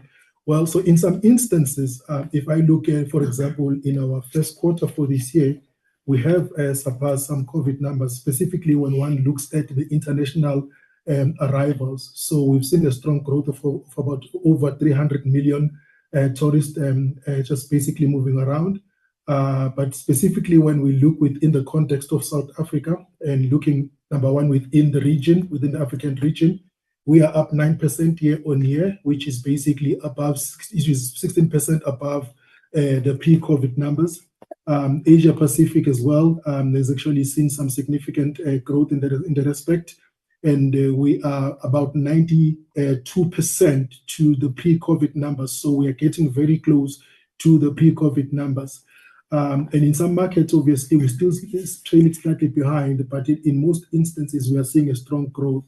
And I think what is worth noting is that if one looks at this growth rate in different markets, and then you sort of like project it forward, the likelihood of us exceeding pre-COVID numbers before 2028 is very high, all things being equal, of course. So that is basically what we are looking at. The CEO has already touched on the key strategic markets being India and China. So I'm not going to cover those again. So essentially, that's where we're sitting with regards to our position insofar as the pre-COVID numbers are concerned. There was a question pertaining to the corporate brand index and the factors that actually drove or influence the numbers that we are seeing. So during the report feedback, the CEO did touch on some of the key categories of the report. The first one being the partnership information, second one being responsiveness, third one was communication, last one being support. So within these categories or groups, we've got obviously a list of questions that actually get asked into our stakeholders. The survey in itself is anonymous, and then they basically then provide feedback based on that. What is worth noting as well is that our sample size for 2024-2025 was larger than the previous years, and obviously with the larger sample size, then you're going to get a good mix compared to the previous years. And the areas where there was a slight decline, rather, insofar as the corporate brand index is concerned, was around the partnership formation as well as communication. So on the communication front, I think the issues that the stakeholders cited were on issues on which platform do we communicate in the most. So this then looks at things like if we send emails, for example, to our stakeholders, and maybe stakeholders, because obviously we came out of the COVID situation, they prefer a different method of communication. You find that we miss them through the email. And obviously with email, you send it and there is no way of telling if it landed on the right side. So it then talks to our ability to improve communication channel and look at communicative platforms that are a lot more appealing to our stakeholders going forward. So that's essentially what we are looking at. The CEO also mentioned that as part of our turnaround plan, we've actually put together a program which basically looks at how we're going to address this issue. And the good thing about this is that it aligns quite well with our corporate strategy as well as our 5-year strategic plan in terms of the key strategic objectives that we had put for ourselves to drive. So some of the areas basically they pertain to things like reviving stakeholder engagements and looking at the right platforms at which we can reach our stakeholders. So there's an element of digital enablement so that we're able to reach stakeholders in the right platforms. And then in terms of ownership and collaboration, which is one of the areas that we cited for improvement, we've put together a program around that. Now, those two that I've touched on already, they talk to our long-term corporate strategy objective, which then means we want to be a trusted advisor in the sector, and we want to be able to create a platform where all stakeholders within the sector can thrive. And it ultimately cascades down into our 5-year strategic plan or 2030 strategic plan, which basically talks to us becoming an organization that leads through insight and analytics, and then sort of like foster a collaboration within the sector and then drive advocacy within the sector. So those are some of the initiatives we've driven, and we've got a plan basically which we are tracking on a quarterly basis in terms of how we perform against that. So that's essentially what we are doing insofar as the corporate brand index is concerned. So and yeah, I think I've covered the key questions that were posed. I'm going to hand back over to the CEO. Thank you, Sia, and thank you, Honorable Chair. Chair, there were also questions from Honorable Mashabela and Honorable Hlongo on the global brand campaign. Our Chief Marketing Officer, Tembi, is on the call. She may respond through you, Chair, to those questions. Thank you, CEO. Thank you, Chair, for the opportunity. So I'm going to just address the first question around overspending. I just didn't state who it came from. So just to clarify that from a global brand campaign perspective, there was no overspending. It was more a late spending on the global brand, but there was no overspending because we wouldn't have had time, for example, to spend what we had budgeted on media. And I think, as the CFO already mentioned, that some of the overspending within Program 3, because we are combined, was forex related. Whilst we did spend on the global brand in Q4, which was supposed to have happened in quarters earlier, I can confirm that there was no overspending on the global brand campaign. The other question that was tabled, honorable members, was the measurement matrix that we use to measure the global impact of the global brand campaign. So from an impact perspective, we work across a couple of dimensions, which is brand health, engagement, reputation, and all of these metrics really just help us to track return on the investment and obviously how we are strengthening South Africa's position as a trusted destination. So just to go back to your global brand campaign, what it really does is really just positions us uniquely against other destinations that we are competing against. So it's kind of relative to what a Nike will do versus Adidas. So it's really how then do we position ourselves. And it is kind of a value continuum around marketing and a virtuous circle around, we are going to communicate to drive awareness. We're going to expect consumers to react in a certain way to the things that we do. And from there, we're going to expect them to do something about it. So brand health is important, awareness, affinity, and trust, because if they don't know about us, they won't consider us.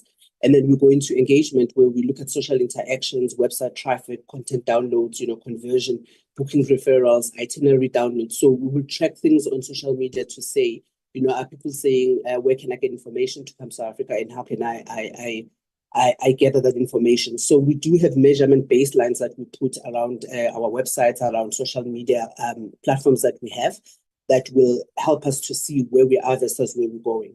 And then obviously the reputation is around sentiment. So as an example, since we launched the global brand campaign, our sentiment score is up +7%. So which is really great in light of everything else that's been happening around the destination itself. Just noting that as a destination brand, there are many things that impact you. You're not a linear brand. You are impacted by the political sentiment that's happening around the destination. But what's really been good as we tracked our sentiment is that we actually have held on from a destination tourism brand. We're actually getting even more increase in terms of inquiries about South Africa. Where can I go? What can I do in South Africa? And the other important thing that we track is the advocacy. So there is paid and unpaid advocacy. And sometimes it's referred to as, influencers and advocacy. It's just a slight difference between the two, but it's really in that space. So we've had a lot of unpaid and advocacy that we're seeing in the social platforms. And what we're doing then is social watch. We were really tagging onto it and driving it back to our brand and our destination, which has really been good for us. And then ultimately, I think all of that really boils down to the economic impact around visitors coming to the country. How much are they spending when they are here? The length of stay. So our metrics are interrelated. So what I do would impact, the numbers that would be spitted out. So as an example, even our brand health coming into the first quarter, it is up 2.1%, which is really important, because if you don't have the health of the brand, you won't have a brand into the future. So the more healthier the brand, the better it is in terms of driving people to be interested and actually wanting to come to the country. So so in that, so our baseline, like from a targeting perspective, what we always try and do, we say the industry norm is about 1:3. So it says for every rand you spend, you get 3 rand back.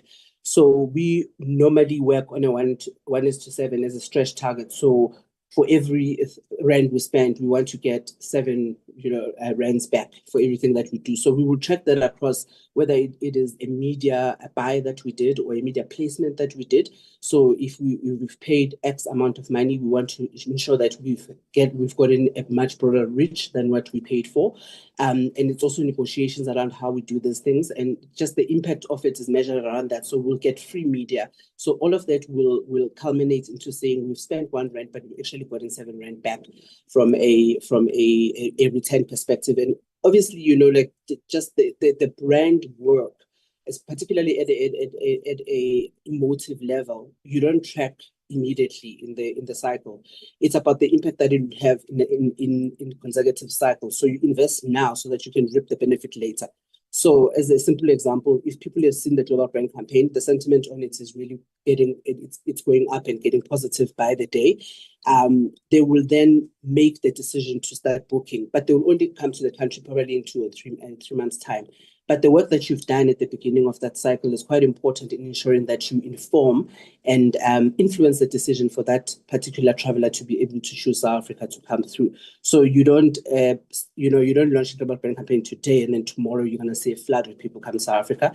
But it's about a long-term engine that keeps the brand relevant within that social space of traveling within the consumers and ensuring that we are growing ahead of our competitors. So those are some of the, I think, the questions that were being asked. And I think there was a question around the, the portfolio of evidence. And, on that one, I think the CEO did cover me quite substantially there. We did have a time issue in terms of collating all the information, but I mean, all of it is there from a portfolio of evidence perspective, and it has gone through audit, and it's all above board. So I am quite comfortable that whilst we had a delay in submission, we did submit information that is curated and audited accordingly. So I don't know if there's anything else I've left out, CEO, in terms of the questions that were posed that are directly to me. Okay. Thank you, CMO. Honorable Chair, we've covered the questions on corporate brand index as well as the data and analytics and grading. There was a question from Honorable Hlongo on the challenges. I think it's linked to the non-financial performance, where Honorable Member asked if was it due to a vacancy issue as well as planning. Chair, the CMO, when she was closing, she spoke to the global brand campaign where there was a timing issue, which is then linked to planning. But in some of the targets, especially in program 1, there were issues of vacancy. So it's both a planning as well as a vacancy challenge. And that's why even in the mitigations which we presented, we then cater for both of these challenges. Chair, I also noted a question from Honorable Mayecho on the strategic documents review and linkages. That is something that we do, and in fact, we can maybe just include even more in our presentations going forward, because the performance that we present is aligned to the strategic plan as well as the APPs. Through you, Chair, and I'm also mindful of time now, there were a number of questions around finances, audit findings. I think Honorable Mashabela also touched on the non-compliance, as well as Honorable Mayecho. And other members also touched on the issues of internal control environment, as well as the number of country offices from Honorable Linda, our CFO. Chair will be responding to those questions. Thank you. Morning once again, Chairperson and honorable members and protocol observed. In terms of the question, there was question from Honorable Linda on the number of offices. We have about 11 offices outside South Africa, where we have Netherlands, Germany, United Kingdom and Ireland, Australia, in Sydney, Japan, Tokyo, China, India, United States of America in New York, Brazil, which is run as where we have a service provider, unlike an actual office, and we have Nigeria and France. In South Africa, we have head office in Sandton and work with other external stakeholders like the provinces. Those are our key parties that we engage with. There was also question on irregular expenditure from Honorable Linda on the 23 million. This was from the past financial year. We can confirm that to date for current 24-25 financial year, there have not been any irregular expenditure confirmed or identified. The consequence management and condonation process is ongoing. However, with the 23 million, there were value received. The issue were on how the process was done, where the recovery does not apply because value was received or there was actual proof of work that can be attained or equivalent to the expenditure that is being referred, but the process is in advanced stage in terms of the consequence management. There was also question on the suppliers not paid. The reference, and this was asked by Honorable Ishmael, when it relates to the commitment where the contracts are already signed for work that are still going to be performed later, but we still need to recognize that from our side, hence they are reflected as not yet paid. Is because those commitment and even National Treasury, when they are looking to take the funds, if there are any remain or to surrender the funds, they don't take those that already have commitments. That's the reason why it was also reflected as such. In terms of the audit findings, I think CEO already covered them with Honorable Nhlongo, where in terms of the audit funding, even Honorable Mayacho also spoke about the audit finding. If I'm clubbing the two, we had 73% of the findings by 31st March 2025. However, as presented earlier, from the qualification or the findings that led us to qualification, those were cleared. And at the end of or during quarter one, we had moved from the 73 to 95% with just two that are remaining, which relates to policies, and one which include the material irregularity, as also asked by Honorable Mashabela. We'll also cover with the time issue.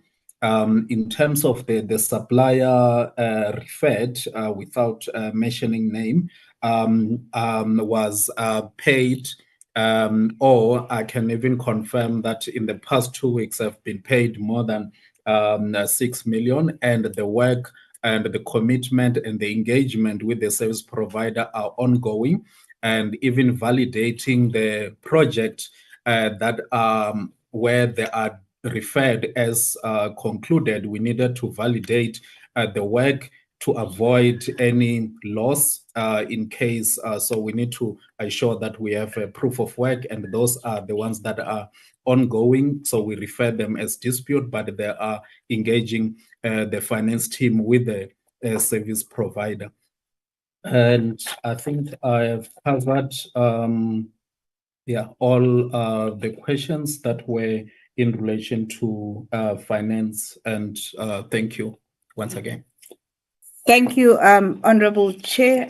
We're going to pause here. If there are any questions that we have missed, Chair, we are happy to still respond to them. Thank you to you and honorable members. Thank you, Prof. Davids. Thank you, CEO. Thank you, CFO. I think there was someone that also dealt with Ms. Tembi as well. Thank you, Ms. Tembi, for interacting with the questions of honorable members. Let me just hear from honorable members if all of their questions were sufficiently answered, or whether they have, follow-up questions, not new questions. May I see, I don't see any hands. Honorable members? I think silence means that all of the questions were sufficiently answered. Let me just see also DM. Let me just give you an opportunity, or let me also give you an opportunity as well. No, thank you very much, Chairperson, and thanks to honorable members for all the questions and also the issues that has been raised.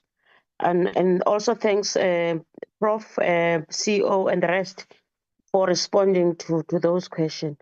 But I think, Chair, I need to respond on the issues that were raised by Honorable Mashabela with regard to the allegations of black SMMEs, sorry, which seem to be sidelined by the entity.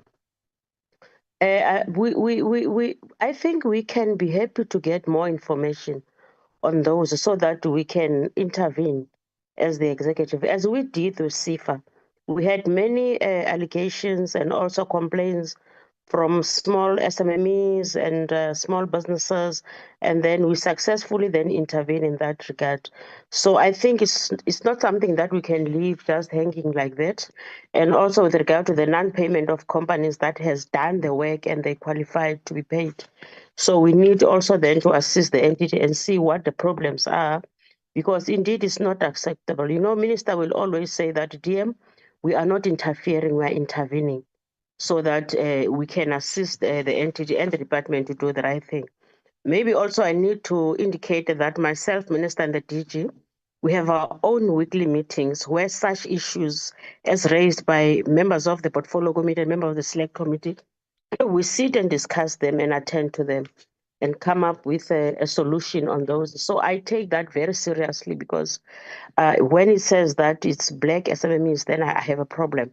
I think if an honorable member can give us more details, we will be happy to assist in that regard, as we did with SIFA. As you know, that where we are now with SIFA, it started like that when it started. So otherwise, thank you very much. If there are some of the questions that I've noted a lot myself here, if there are some that we think that were not fully responded to, we'll always then come back and respond to those. And also there was an issue that was raised by Ms. Mashabela. Maybe it missed me the response on that, on the 4.1 million consequent management. The CEO and the team, that was also raised by ourselves in our private meetings, and that there was a response on that, and we were happy with the response that we received from them. I'm not sure whether it was responded to here, as I was trying to just capture some of the issues that has been raised. But otherwise, thank you very much, Chair, and thanks to the members. From myself, I'm happy with the responses and the questions, and indeed, I would like to have more details on the small businesses so that we can assist them. Thank you very much, Chair. Thank you, DM. Honorable Mashabela, you have an opportunity to furnish, DM and the department with the information. And DM, I did not see any hands that indicated follow-up questions, etc. So I assume that everyone was satisfied in terms of how the questions were answered by SAT. Chair. Honorable Mashabela, yes. Oh, thank you, Chair. The 4.1 question was not answered. I don't know as to whether it was answered. I did not hear the response, but please, can it be answered? Honorable Mashabela, what's going to happen? I will ask for a response in writing to you. I've asked earlier on to please indicate whether questions were sufficiently answered, and no one in the meeting indicated that their questions were not answered. Then I gave DM to round up, and DM said, if you heard correctly, DM said that she's also giving you an opportunity to furnish her with the information on your input that you've made, to furnish her with the information.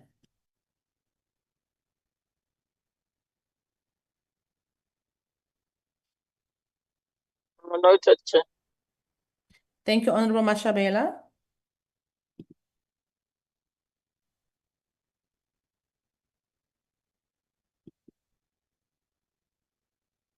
Jisang, is it possible to just flight the minutes? We are moving to the next item on the agenda, which is the draft minutes.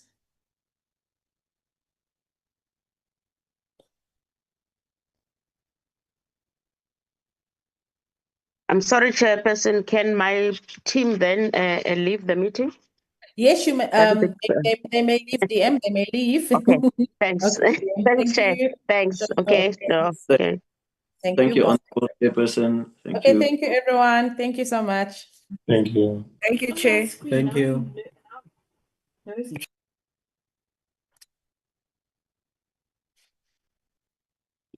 Okay, may I proceed, Chair? Yes, Disang. We need to just take a few minutes, not too much. I won't take On the- long.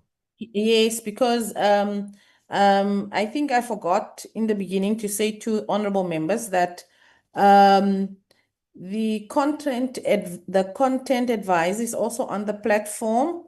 Dr. Kuzwayo is here just to take us through our draft technical report. That was not done from the beginning since the inception of this portfolio committee for the 7th Parliament.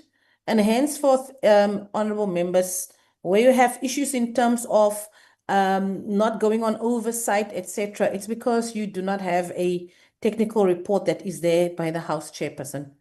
And so after I've had a meeting with the House Chair, I came back to the Management Committee and said we needed to just do planning on this technical report that is required of us, which they have worked on. And it's just a draft for everyone to go through. I think he's going to share it with us, where there's inputs, etc. And we come back and have a proper interaction with that report so that it goes through to the House Chairperson so that we are also able to go and do our oversight visits. Disang, you may continue. Okay, Chair, it's just one set of minutes of the 1st of July, 2025. The meeting was held, actually it was a virtual meeting. It was the briefing by the Department of Tourism on the 4th quarter performance report for 2024-2025 financial year. We also considered and adopted the budget vote report and the draft minutes.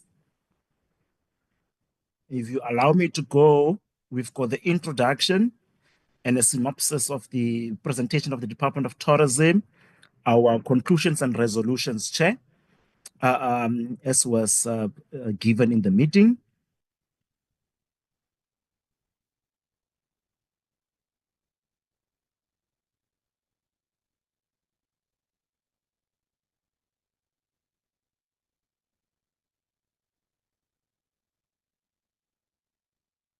And then we've got the consideration and adoption of the draft budget vote report. I hope I always have a problem with the capturing of the reserving the political parties not to support the report.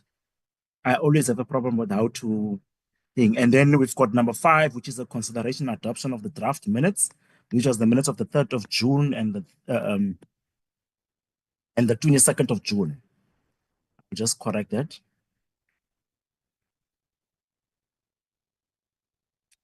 That's it, Chairperson. Okay.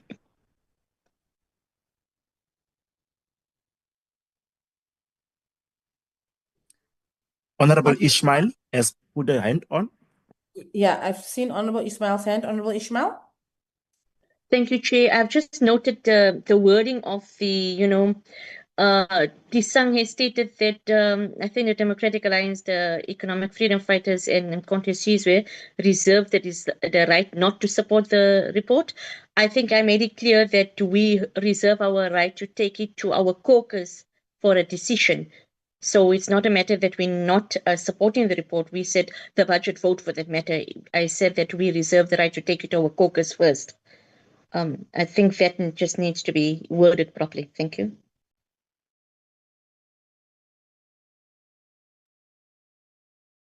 Disang, you need to just word that properly there for us. You may proceed then.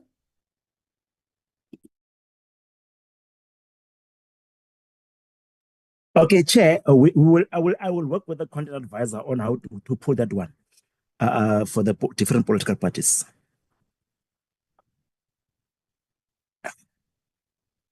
Thank you much, Chair. we can adopt it with those amendments, Chair.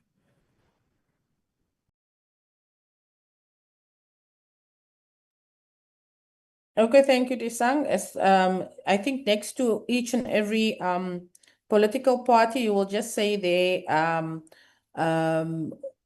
with what they've stated, support, not support, and then next to the Democratic Alliance, you will just say that they were taking it to the caucus for decision, and that's it. I think it's very easy. Honorable Ikharaba, I see your hand. Is that a mover for the adoption?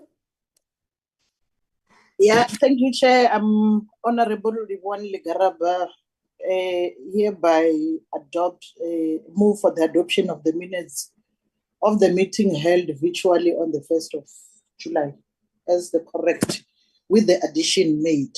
Thank you. Okay, thank you, Honorable Ikharaba. Honorable Linda? Chairperson, today I'm going to support my colleague, Honorable Likharaba, to second the minutes. Thank you. Thank you so much, Honorable Linda. Our content advisor, is he here? Dr. Kuzwayo?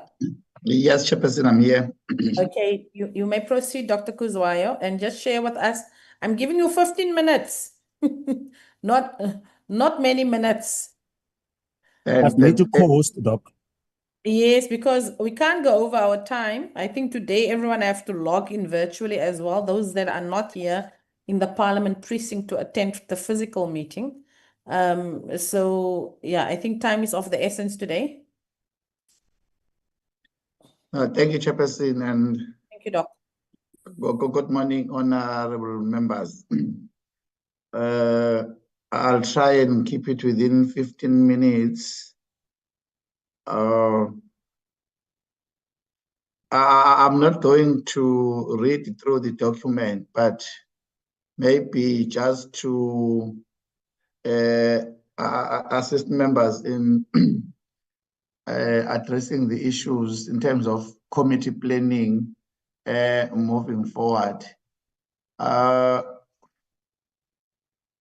As a committee, similarly to the department, as at the beginning of each term, the department, like the entity, they have to develop their 5-year strategic plan and also their annual performance plan.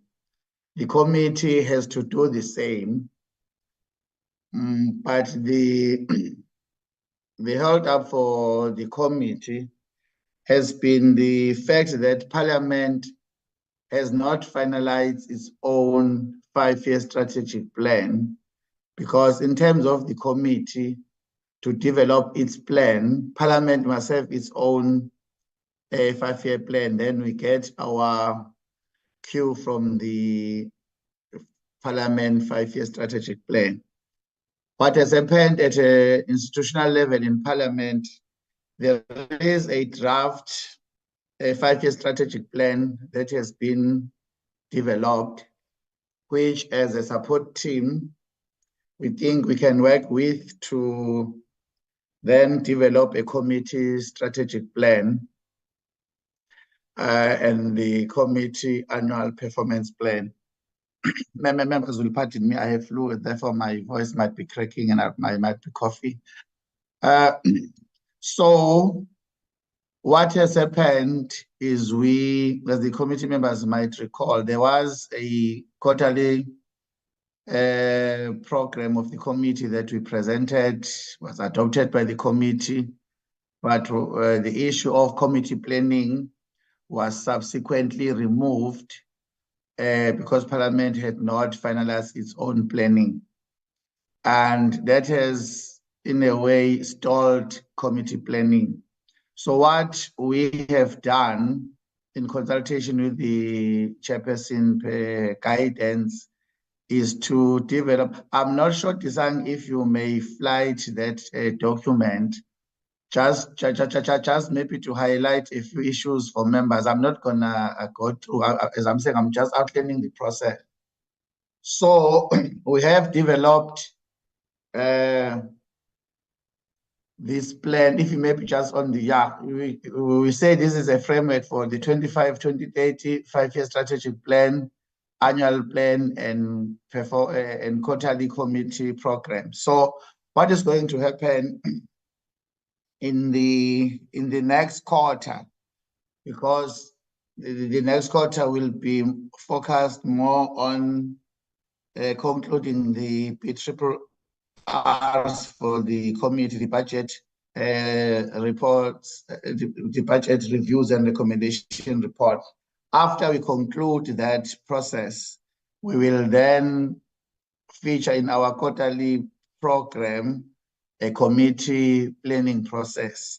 So what is contained in this document that we are requesting members to go through and see what other issues may be added. It's just a framework of the issues that we will consider. For example, on number 2, as appears on the screen, there are issues of policies and legislation. We know that the Tourism Amendment Act has not been tabled to Parliament.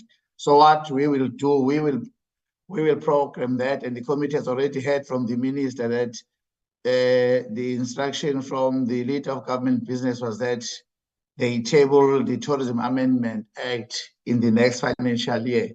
So when we do our 5-year strategic plan, it will then appear as such to say in the 26-27 financial year, it is when then the committee will consider the Tourism Act. But also there are many other policies of the committee that have not been reviewed, that needs to be reviewed. Committee meetings, these are just standard issues that will go in the strategic plan to say we'll be looking at the APPs, the budgets, the quarterly performance reports, and PRRs on annual basis. Then we'll look at issues of quality assurance. Will be because there's a lot there in terms of the grading schemes, the Lilizela or the services and awards and so on. Will also be, this is important, the issue of joint committee meeting. I'll just make an example with 3.11, honorable members, but it is the same with all other departments. What you are saying is that tourism is dependent on other sector departments to fulfill their mandates. Therefore, throughout the 5 years, the committee will be meeting a number of other departments to look at how we can coordinate and facilitate and remove barriers. For example, when we look at Department of Transport, Department of Education, if we talk issues of visas, home affairs, if we talk issues of villages, townships, and small developers in terms of local government and their LED plans, and also you look at sports, arts and culture in terms of sports tourism and issues of tourist safety. When you look at the Department of Police, when you may just go down again, Tisang. You look at issues maybe of National Treasury. We've been, for example, looking at how much tourism contributes, 8.8% in the GDP and 1.68 million in terms of jobs. But you look at the budget that is allocated to tourism, just above 2 billion. So these are the matters that the committee might need to discuss with the portfolio committee on finance in a joint meeting with the Minister of Finance to make a case for tourism. But also there are issues of the payment of service providers within 30 days. The chairperson is getting a lot of inquiries and complaints from people who are not paid in the sector. So some of the issues, if you may go down the sun, we'll be dealing with them through colloquiums or seminars, because other issues will need a broader, if you talk aviation, if you talk payment of service is nothing that is within the purview of this committee, but you need to coordinate with other agencies. If you may stop there, the issue of new children development, for example, Honorable Linda was talking about your agri-tourism and so on, but we are saying there is more into tourism than just what is being promoted by SA Tourism. The issues of medical tourism, heavy tourism, agri-tourism, and so on and so on, cruise tourism. So all these are the issues that the committee needs to deal with within this term, and then we will include all these. But these are not matters that will be dealt with, like, for example, in one financial year. They will be spread over the 5 years and then programmed in the annual performance plans of the committee. If we may just go down to issues of planning, because all other issues, I think they are self-explanatory there. In terms of the way forward, as I've said, the committee needs to plan its work. And in terms of planning, there are issues here. We say in the next term, we need to develop our 25-28, but we'll have to get permission from the House Chairperson, because that will be dependent on the parliamentary state plan that has not been finalized, but we feel we can do it. So we want to schedule this in the meetings so the directive from the House Chair was, when committees do this, they need to do it within the precinct of Parliament, but we will see through application through in the office of the House Chair if maybe we can't take it outside Parliament. But last time we're going to do it, the instruction was we're going to do it within Parliament. So this will then assist in scheduling all these oversight visits, because what we do now, we put oversight visit on quarterly basis in terms of these programs. So it is therefore easy for our programs to be rejected. And if we have proper plans, they will give the chairperson a muscle also to have her way with the office of the House Chair in case our plans are not approved to conduct oversight visits. So these are just by the way of example to say maybe you might need, our oversight will be issue-based. Yes, we'll go on provinces to look at what projects the department is implementing in terms of infrastructure projects, but there will be issues that will be peculiar in each province that we might need to then address, meeting stakeholders in those provinces, not just only visiting the department. So we also intend, because as one member was suggesting that maybe need to have a meeting with the full board, was suggesting that the committee needs to go to the head office of the department so that you can meet all the warm bodies, maybe at an SNS level, from directors, chief directors. You have met the DTGs and the DG, but you haven't met the directors and chief directors. So that will assist you with having that opportunity. Also, the same thing in terms of management of SAT tourism, but also is the issue of international study tours, which is important early on in the year. This also assists with internal processes of budgeting within committee section. What we have submitted so that at least the committee is considered through budgeting. We have said in the year, the committee might need to visit a country, an international country. By that we mean a country out of Africa that might have plans of recovery from COVID-19, where a country has maybe surpassed the pre-COVID-19 figure, so that we can learn from that, how they've embraced technology, the issues of effective airlift, and many other issues that the committee might want to visit. So in that regard, tentatively, the committee secretary has submitted names, and those names are not cast in stones. It's just as a placeholder for the committee to at least be considered in terms of budgeting. But we're saying also and we're looking around November to apply for that international study tour November this year, if it is approved. And these are the areas where if we're requesting members to then maybe add on issues, we have an idea that we have discussed with the chairperson, but we need members to look at these, add where maybe which provinces want to prioritize and oversight visits, so that when we schedule, we start with those, and also which countries you want to visit internationally. Also, the African countries, say we want a country that is our direct competitor, like Kenya, for example, that have everything that we have in terms of offerings like wildlife, the beach, and so on and so on. So I think I will just stop there, Chairperson.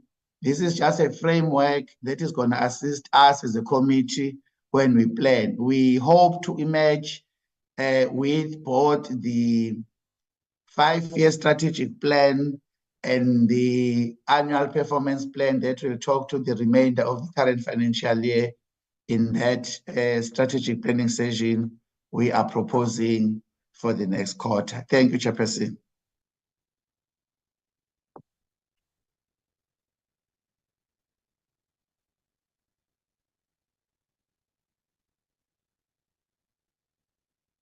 Tisang, I'm not sure if the Chairperson is still in the call.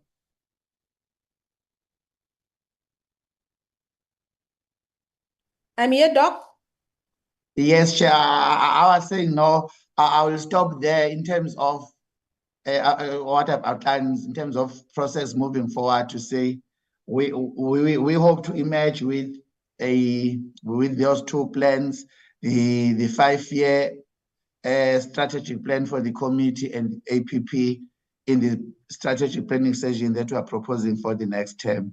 Thank you, Chair.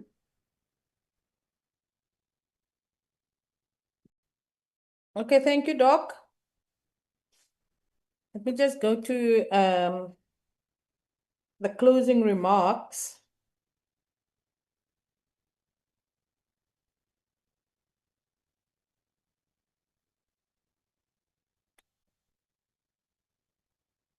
And if you see, I've released now the DM and the team, so I'm still hoping that, there are people here from the department present. Desang, or these closing remarks must be forwarded to them. Based on the presentation and responses that was given to us by South African Tourism, the following should be taken into account by the ministry and the entity.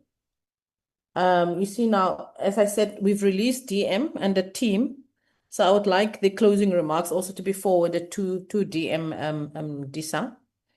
There's a need to improve internal controls and risk management at SA Tourism to ensure an improved performance on financial and non-financial performance. The vacancy of the CFO should be filled as a matter of urgency. The entity should ensure that it implements strategies that increase tourist volume and spend in the country. Special attention should be paid on marketing domestic tourism. SA Tourism should also address seasonally to ensure resilience of the sector. In this regard, the Ministry, SA Tourism Board, and the private sector should look at ways to enhance domestic tourism, dual pricing and cheaper rates during the low season. Travel Week and short-lived campaigns are not enough. More innovative ways should be explored to drive our domestic tourism. SA Tourism should compile an events calendar from all cities and municipalities. Of these, SA Tourism should identify those that have potential to drive domestic tourism and support them through either marketing and funding or both. There should be a way to measure return on investment of the global marketing campaigns. This may be done through tracking whether there is an uptake in arrivals from countries where such campaigns were activated. SA Tourism should develop a return on investment framework that tracks return on investment made in each market, including in the marketing, prioritizing, and investment framework. There should be tracking of targets on numbers derived from the agreement signed with the channel. As a committee, we have noticed a number of court orders on matters related to SA tourism. The contents of some of these court judgments are damning in terms of direction of duty from top management of SA tourism. SA tourism will be called later in the year to brief the committee on the contents of each of these court judgments to understand the root causes in order to prevent the same from happening in the 7th Parliament. In the meantime, SA Tourism is urged to put together a comprehensive presentation on these court judgments to be presented in due course. Taking into account contents of the court judgments, the SA Board and its various subcommittees should pay close attention on senior management at the entity and consequence management applied at senior management level where fraudulent activities are committed. The presentation should be limited to matters vented in court during 6th Parliament up to date in the 7th Parliament. There is a red flag, particularly with awarding of contracts and contract management. The board is urged to pay close oversight on contract management. So those are my closing remarks for today, honorable members, and I know we've taken up more of your time. We wanted to release you before 12 today, but we have come to the end of our meeting today. Honorable Mashabela, just a reminder that you furnish DM with the information she requested from you. Disang, you furnish also. I see Honorable Linda is at the legacy hand. Chair, when you are done, I just want to make a comment, if that's possible, please. Okay, you may come, Honorable Linda. Thank you, ma'am. Thank you. Madam Chair, just two things. Firstly, I think in the beginning, one of the first few, I think number 4 or 5 of your recommendations on the SAT, you said the word seasonally. I think it's seasonality. They might just interpret it wrongly. Or maybe you just didn't read the T. But Chair, my question is on this and comment on this report from Dr. Kuzwayo. He never ceases to impress me because I like what he's doing. But I would like us as a committee to draw up this plan for us. This is, it gives us all a chance to give our inputs.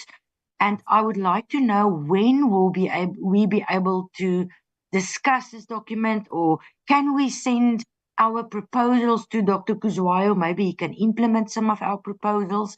Because I think as a committee, we work well together. And there's a lot of, let me say the word brains in this committee. And our knowledge and experience can maybe add to a proper plan being drawn up. Thank you, Chair. Okay, thank you, Honorable Linda. I think Honorable Kuzwayo, Honorable Dr. Kuzwayo, I have just given you a promotion. He is honorable. I've given Dr. Kuzwayo a promotion. Dr. Kuzwayo, I think, Honorable Linda, all the plan, or as you said, we are going to have a full session with a strategic plan where, we will put all of us will put our heads together in terms of, where would we like to go and do even oversight. The oversight is very much part of this, where we would like to do oversight, etc., and so on, and as well as, some of the people that we would like to see invited also to the committee.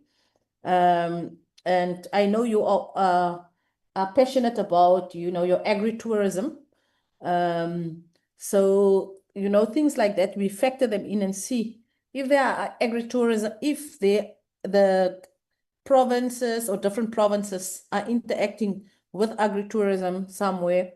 And, we were able to go and try and do oversight if they have given agritourism a budget.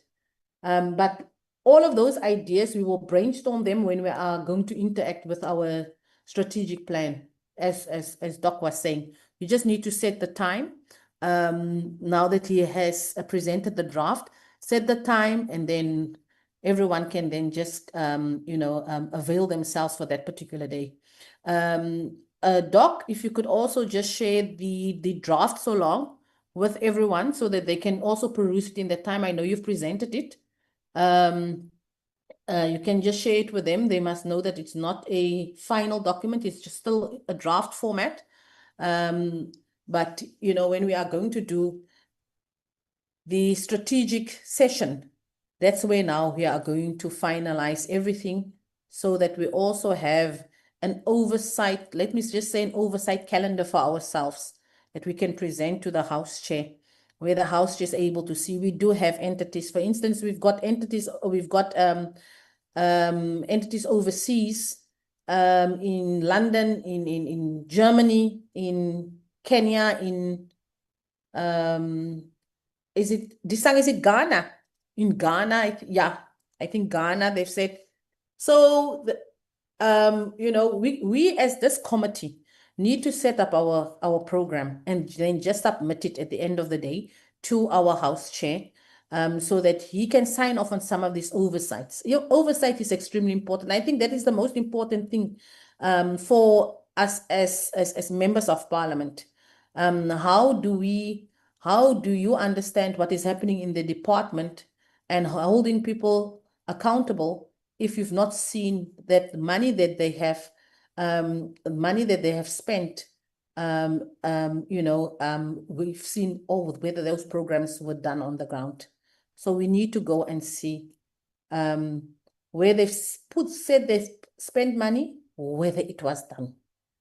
And perhaps, you know, and also come up with other ideas in terms of how to make SA a more attractive tourist destination, not just for outsiders, but also for our domestic market, because it seems as if our domestic market is growing exponentially, and you know they need to pay more attention to the domestic market as well as just trying to spend more and more money on the international market. Yet your domestic market is growing much more faster than your international market. Doc? No, I think, Chair, you have summarized it correctly. The document is not, it's just a guide, it's a framework, honorable members. If there are any issues that you would like to add, you may add in the document. I think Tisang circulated the document. It is your document. We are just guiding so that when you meet for your session, at least you have something that you can build on. But it is open to any member for any suggestion because it is a committee strategic planning session. So every member will have an opportunity to contribute. We are hoping for a date. Let's say if the House Chairperson agrees, maybe a week after we adopt our BRRR report, because that is a legal obligation that we need to comply with. As soon as we table our BRRR report next term, then we're hoping then to go for our strategic planning session. So the date will be determined by when, in terms of the focus areas, the BRRRs are due for submission to the House. Thank you, Chair. Okay, thank you, Doc. With that said, honorable members, we've come to the end of our meeting today, and we've made good time. I think I was a bit more stricter on time today, but it has paid off. It's 12:10, and we are done. We've not gone over the time like previous meetings. So I think we've given honorable members some extra time. We've worked extra time in there, and I've just told you know, the entity to stick to the time allocated to them. I think for future, we will, Disang will also assist me in timekeeping so that, you know, honorable members are still able to take the buses to the precinct, because there is a 2:00 sitting. And honorable members, with that said, our meeting is closed. You must have a blessed week further. Thank you, Chair. Thank you, Chair. Good afternoon, colleagues. Hello. Thank you, Thank Chair. you, Chair. Bye. Thank you, everyone.